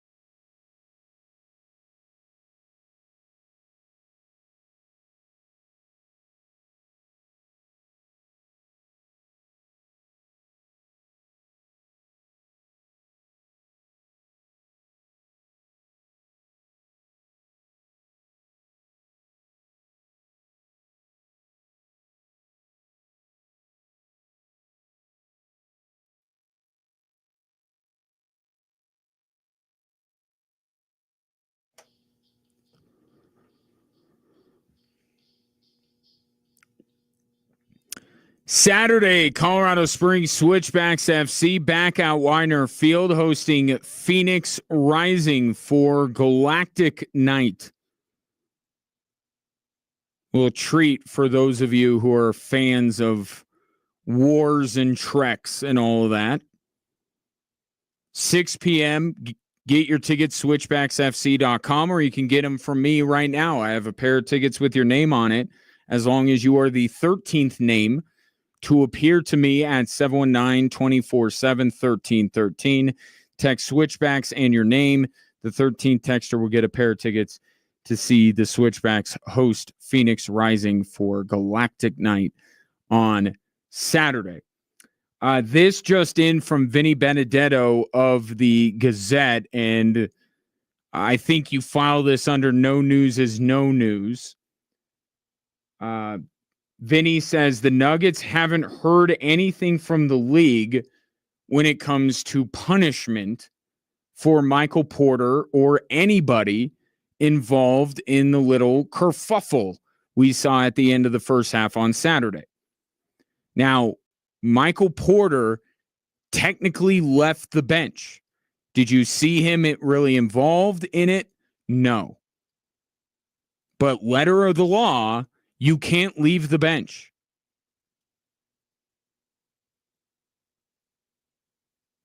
So this is where no news is no news, because as Vinny points out, there have been no fines even levied against the Nuggets or the Clippers.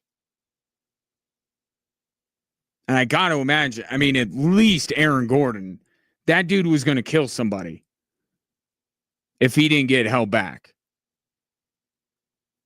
Metaphorically speaking, of course. There got to be fines for it.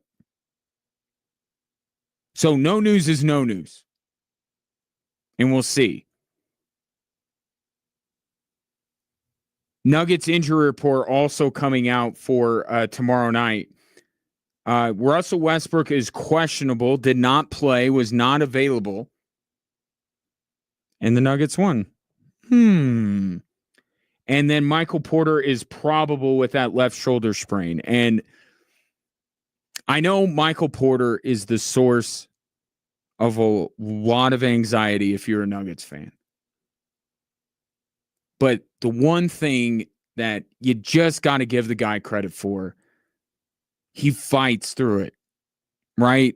All these injuries, maybe you could, I don't know that you can actually criticize him as much as you criticize Jamal Murray for missing time, because he's been more available than Jamal Murray. But even if you're like, this guy's always hurt, yeah, but he's playing through it. And there's some credit you got to give the guy.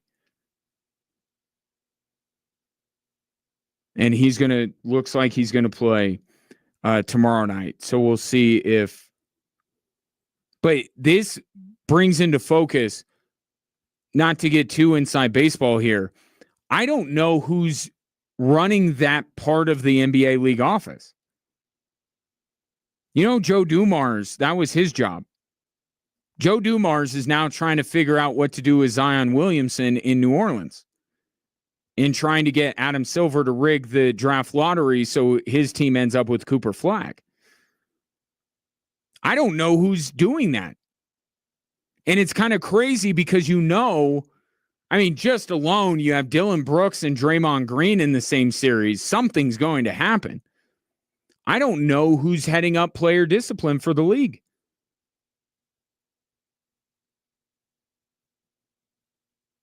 So to me, this all seems like there's a bit of a backlog at the NBA league office, and Adam Silver's trying to figure out who is in charge here. And it happens. Any organization has some turnover, and then all of a sudden there are some job duties that were tied to the person that leaves, and now you're kind of scrambling to figure out how that gets picked up. It was Joe Dumars for years. I have no idea who's going to hand down any punishment. So we'll continue to keep an eye out or an ear out and see if anything other than some financial penalties are in play for what happened at the end of the first half between the Nuggets and the Clippers. 719-24-7, 13-13. Tom on the Broncos draft says the Broncos could have had Amarion Hampton and Trey Amos. Now, that obviously Commanders ended up with Amos, and everybody in Washington's like, wow, our secondary is awesome now. But what Tom's getting to is playing the draft board. And I had said going into the draft that the Broncos can play the draft board and get their running back later. I just didn't realize that the running back that they were eyeing later was, R.J. Harvey.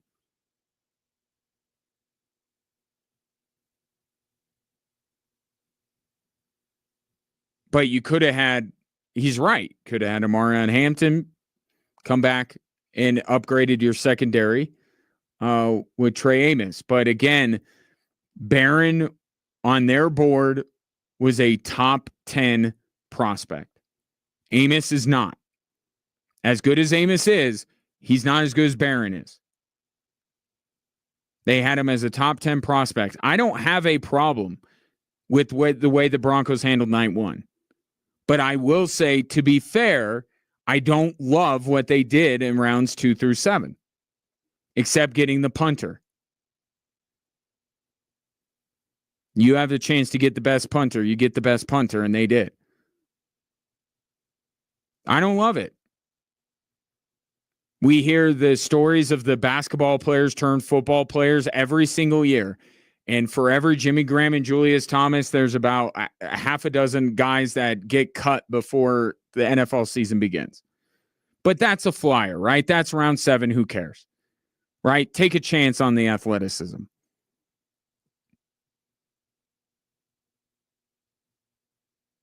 I think that the Broncos need more at the skill positions than they got. I think running back, they're not done. And if they end up with a Breece Hall, then I'll change my tune and say, okay, you're talking now Breece Hall, R.J. Harvey, and then Jaleel McLaughlin, Audric Estime. You battle it out amongst yourselves for who's going to be kind of that third guy. And we know, as Sean Payton has pointed out multiple times, it's difficult to get 3 guys some run. If the idea is Harvey with Estime and McLaughlin and away we go, I don't think that the Broncos meaningfully addressed their biggest need the way they should have. And with Pat Bryant, there were more talented wide receivers available. And they took him. I will say this for Bryant, though. The best thing going for Pat Bryant, and let's not forget that this is what Bo Nix needs from the wide receiver position more than anything else. He has sure hands. All right, that is something that last year was in short supply in the Broncos wide receiving core. The ability for Bo Nix to deliver it on the money and wide receivers catch it. So that's the best thing that Pat Bryant does. That is a boost to what the Broncos wide receiver core needs. I guess it just comes down to, again, the vision from Sean Payton and trusting Sean Payton, because he has said both the running back room and the wide receiver room, he thinks highly of it. I disagree. I see it differently. So I'm not really all in on the idea that both Troy Franklin and Devon Vele are ultimately going to pan out for the Denver Broncos. Odds are one of those guys is probably not even going to be on the roster this year. That's what the odds would tell you.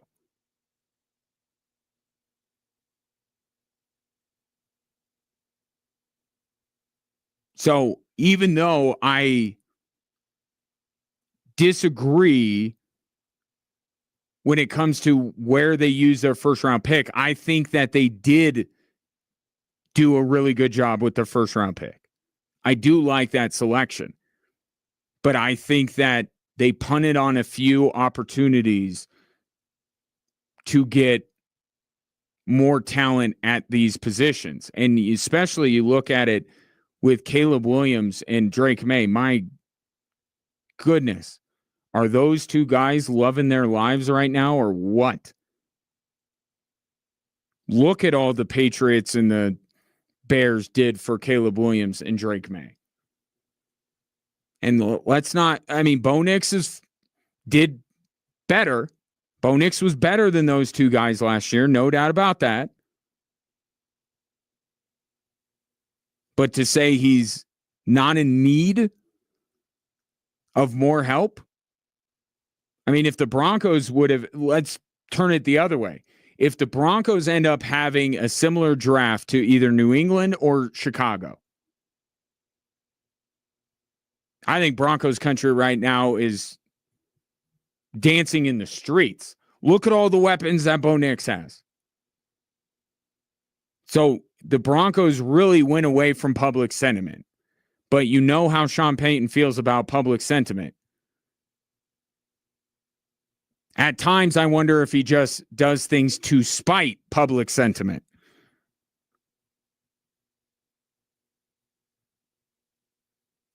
I don't think that the Broncos had a great draft. I think they got a great pick at 20. I kind of like RJ Harvey. Watched him obviously against CU. I kind of see it. It was like love night 1, first pick of night 2. I'm like, okay, I see this. Maybe wouldn't be my choice, but I like it.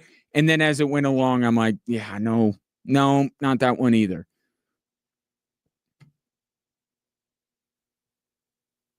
So I understand why the Broncos don't rate as highly as some other teams, but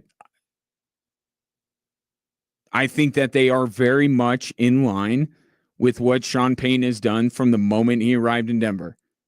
Your way of doing it, what you like, Denver, not going to work. You know why? Because it hasn't worked since Peyton Manning retired.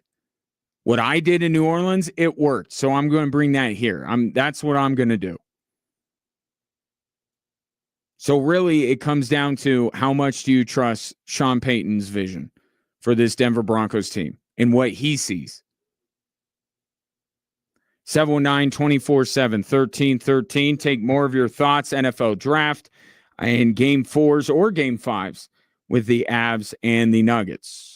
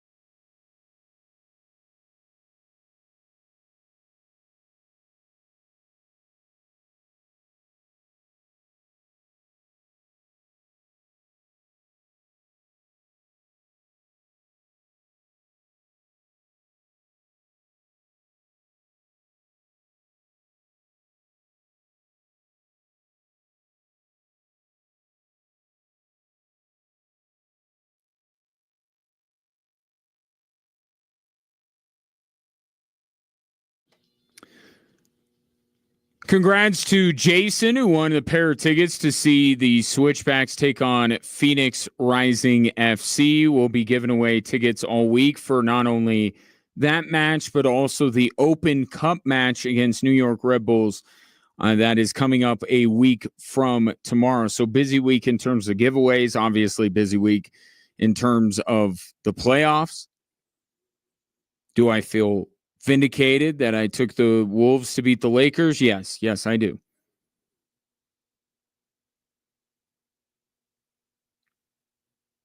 They don't have much depth. And I'm not even talking about bench players. They don't have much depth in their starting lineup. They don't have a front line. And defense is a question mark with Luka Doncic. It just is. I mean, I would take him on my team any day of the week. This is not revisionist history and saying Nico Harrison was exactly right. No, he's still a buffoon. But if you have Luka, you got to make sure that you get, how did he go to the NBA Finals? Because the Mavericks went out that year and got two bigs to give them rim protection, to give them more defense. And then Kyrie and Luka did their thing. The Lakers aren't a finished product. And that's what I've been saying. You make a move like this, you're not finished. Rob Pelinka didn't do, well, I mean, he tried to, and then the trade got, rescinded and redacted and all that kind of stuff with the whole Charlotte thing. But like, you look at what Chris McFarland did with the Avalanche. He made the trade with Mikko Rantanen. And if he just would have been like, job done, no. He went out and then he adds Ryan Lindgren. He adds Brock Nelson. He was able to go out and make more moves to fortify the rest of the roster to withstand the loss of Mikko Rantanen. Because unlike the Lakers, the Nuggets or the Avalanche, see, I'm crossing sports. I'm confusing myself. The Avalanche didn't get back the best player in the deal. So they had to do even more work to make up for the loss of Mikko Rantanen, and Chris McFarland did, because he went out and made multiple moves after that. Rob Pelinka, because the only way he's been able to make any trades of note is whether the star demands to be traded to the Los Angeles Lakers, or there's a general manager who, for reasons we still don't fully understand, decides to drop a superstar into his lap. And people want to give Rob Pelinka the general manager of the year. Get out of here. He did nothing after that. Of course, this wasn't going to be enough. It doesn't mean that the Lakers moving forward aren't formidable. But Rob Pelinka's got to do some stuff with this roster. It can't be just one guy demands to be traded here. So now we have Anthony Davis. And then I'm going to take that guy that was kind of found money, and I'm going to flip him for more found money and Luka Doncic, and that'll be it. No. He's got to make some moves this offseason. And going against a team like the Minnesota Timberwolves, who are still very good defensively, even without Karl Anthony Towns, still bring a lot of, length in their defenders. It's given the Lakers some problems. So Minnesota up 3-1. I hesitate to even bring this up because the Clippers Nuggets series just got really fun on Saturday. So I don't want to be raining on any parades. But I'm going to, because that's my general disposition. You know how this story ends ultimately, right? I mean, you've been watching Oklahoma City. The Nuggets are incredibly banged up and look to be in some key areas at a talent disadvantage against LA. And even if they get past this series, they're going to be even more banged up and have even more of a detriment in talent or discrepancy in talent with Oklahoma City, who, by the way, is just hanging out like the rest of us. They're just chilling. They got their job done. I think you can see where this movie ultimately ends. But let's just enjoy the movie in the moment, because this Clippers Nuggets series did get really fun on Saturday, and we'll see if the Nuggets can take it and turn it into a series win. And then they'll play Oklahoma City, and then we'll have a very different conversation. But those are tomorrow's problems. We haven't even played Game 5 yet. We might get 3 more games with the Clippers and the Nuggets. But that'll be tomorrow night. Avs Stars tonight on Extra Sports 1300. Couple of thoughts on the Broncos draft from you before we close up shop. Sorry, Dan Patrick, but he didn't have that trademarked. Albert and Tom kind of on opposite sides of the debate we're having about whether the Broncos had a good draft or not. Albert says tearing down the Broncos and building the Saints, or tearing down a losing team and building a winning franchise. Team building takes a lot more than just the best talent. This recipe worked once before for some fancy Cajun feasting. But the only question is, as every chef knows, high altitude requires something different. I think that's a pro Sean Payton text there for Albert. You lost me in the culinary references, but I appreciate it. I appreciate when information is presented in a different way. But I'll read Tom's just to not play one off of the other, but it just kind of goes to my bigger point here. Tom says, how can someone trust Sean Payton's judgment if he thinks the running back and wide receiver rooms are good? The Broncos have one of the worst running back rooms in the league. I would agree with you there. But again, going back to New Orleans, he had a very good running back room, and he's trying to find players that can replicate that. But those two texts are my entire point. Okay, Sean Payton has come in, and he is building this thing his way. And so far, the results will tell you it's working. So why would Sean Payton deviate from that over the course of the draft? Jahdae Barron, obviously he's different because they didn't expect him to be available. But the rest of the draft picks, yes, there were other options. The Broncos didn't have to trade back 15 times on Friday. But I understand it. I understand both sides. And I'm kind of caught in between. Because I'm saying that the way Sean, first of all, I understand what the Broncos are doing. My understanding level is high with this. I get what they're doing. Now, do I like it? Do I agree with it? The results so far in Denver would say that Sean Payton is doing this the right way.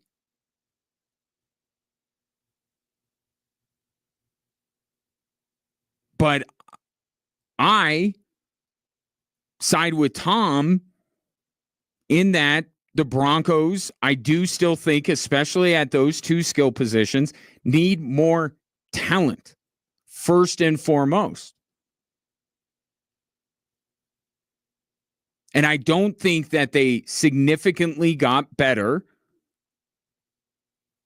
at either running back or wide receiver. There are some things to like about Harvey, things to like about Bryant, but I don't think it's enough because I don't think very highly of either of those two position groups on the Denver Broncos either.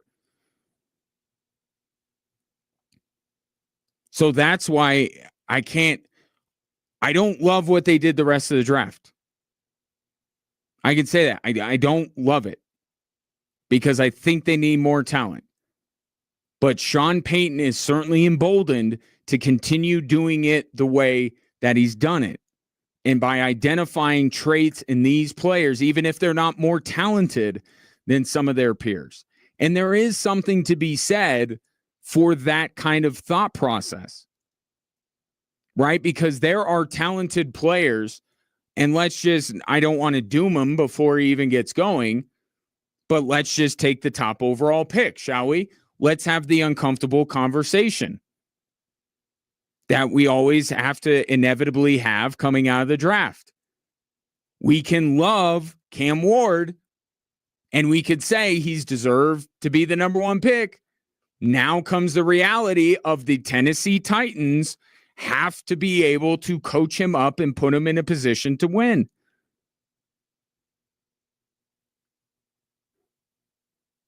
And it kind of goes to the Shedeur Sanders conversation. Now, I think Brian Callahan is a pretty good coach. I think he knows what good quarterback play looks like. He did coach Joe Burrow. I just think the Titans don't have the talent around Cam Ward at this point. But we always end up talking about, we have this conversation today, draft grades and all that, and then we get to, what happens to some of these guys down the road? Some of the draft picks we love end up being massive failures. Why? Not because of the player, but because of the organization.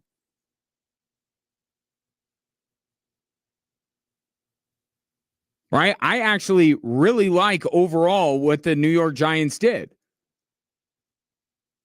I'm not a huge fan of Jackson Dart, but they did take a quarterback as I thought they needed to, and Jackson Dart has some traits that you would like. But here's the problem. They are the New York Giants, and they have been at this for a little while, and I don't flat out trust them. So I could sit here and say that the New York Giants had arguably the best draft of any team because they landed a talented quarterback. They landed the best pass rusher in this draft. They got Scatterboo. Love what the Giants did overall.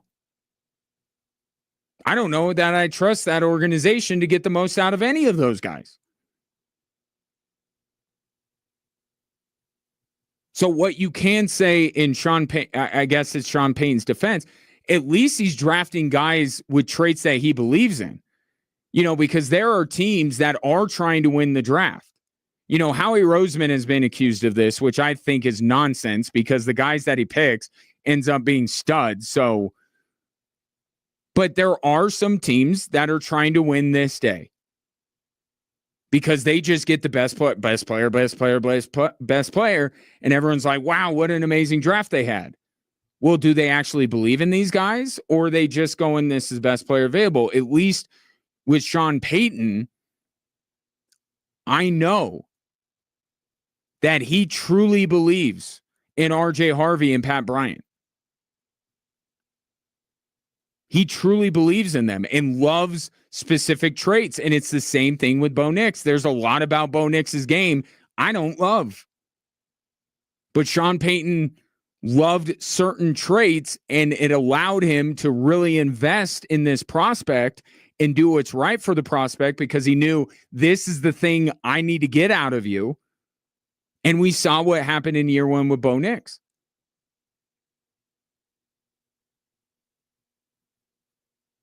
So I just look in a vacuum at the draft that the Broncos had outside of Jahdae Barron and say, I don't really like it.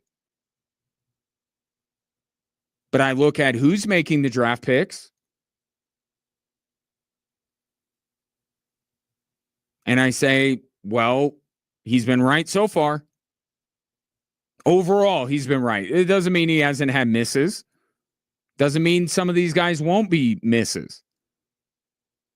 But that's why I say, ultimately, how you feel about this Broncos draft is really a reflection of how you feel about Sean Payton.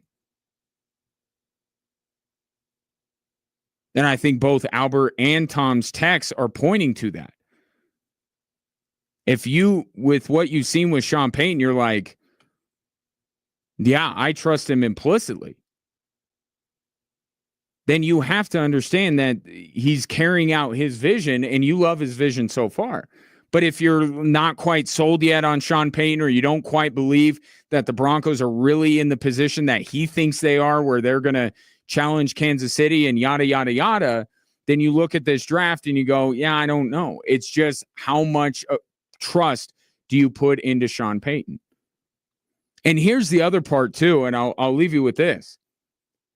You know, it's been a while since the Broncos coach has had a clear vision. Right? You think about this, Nathaniel Hackett, Vance Joseph, Vic Fangio,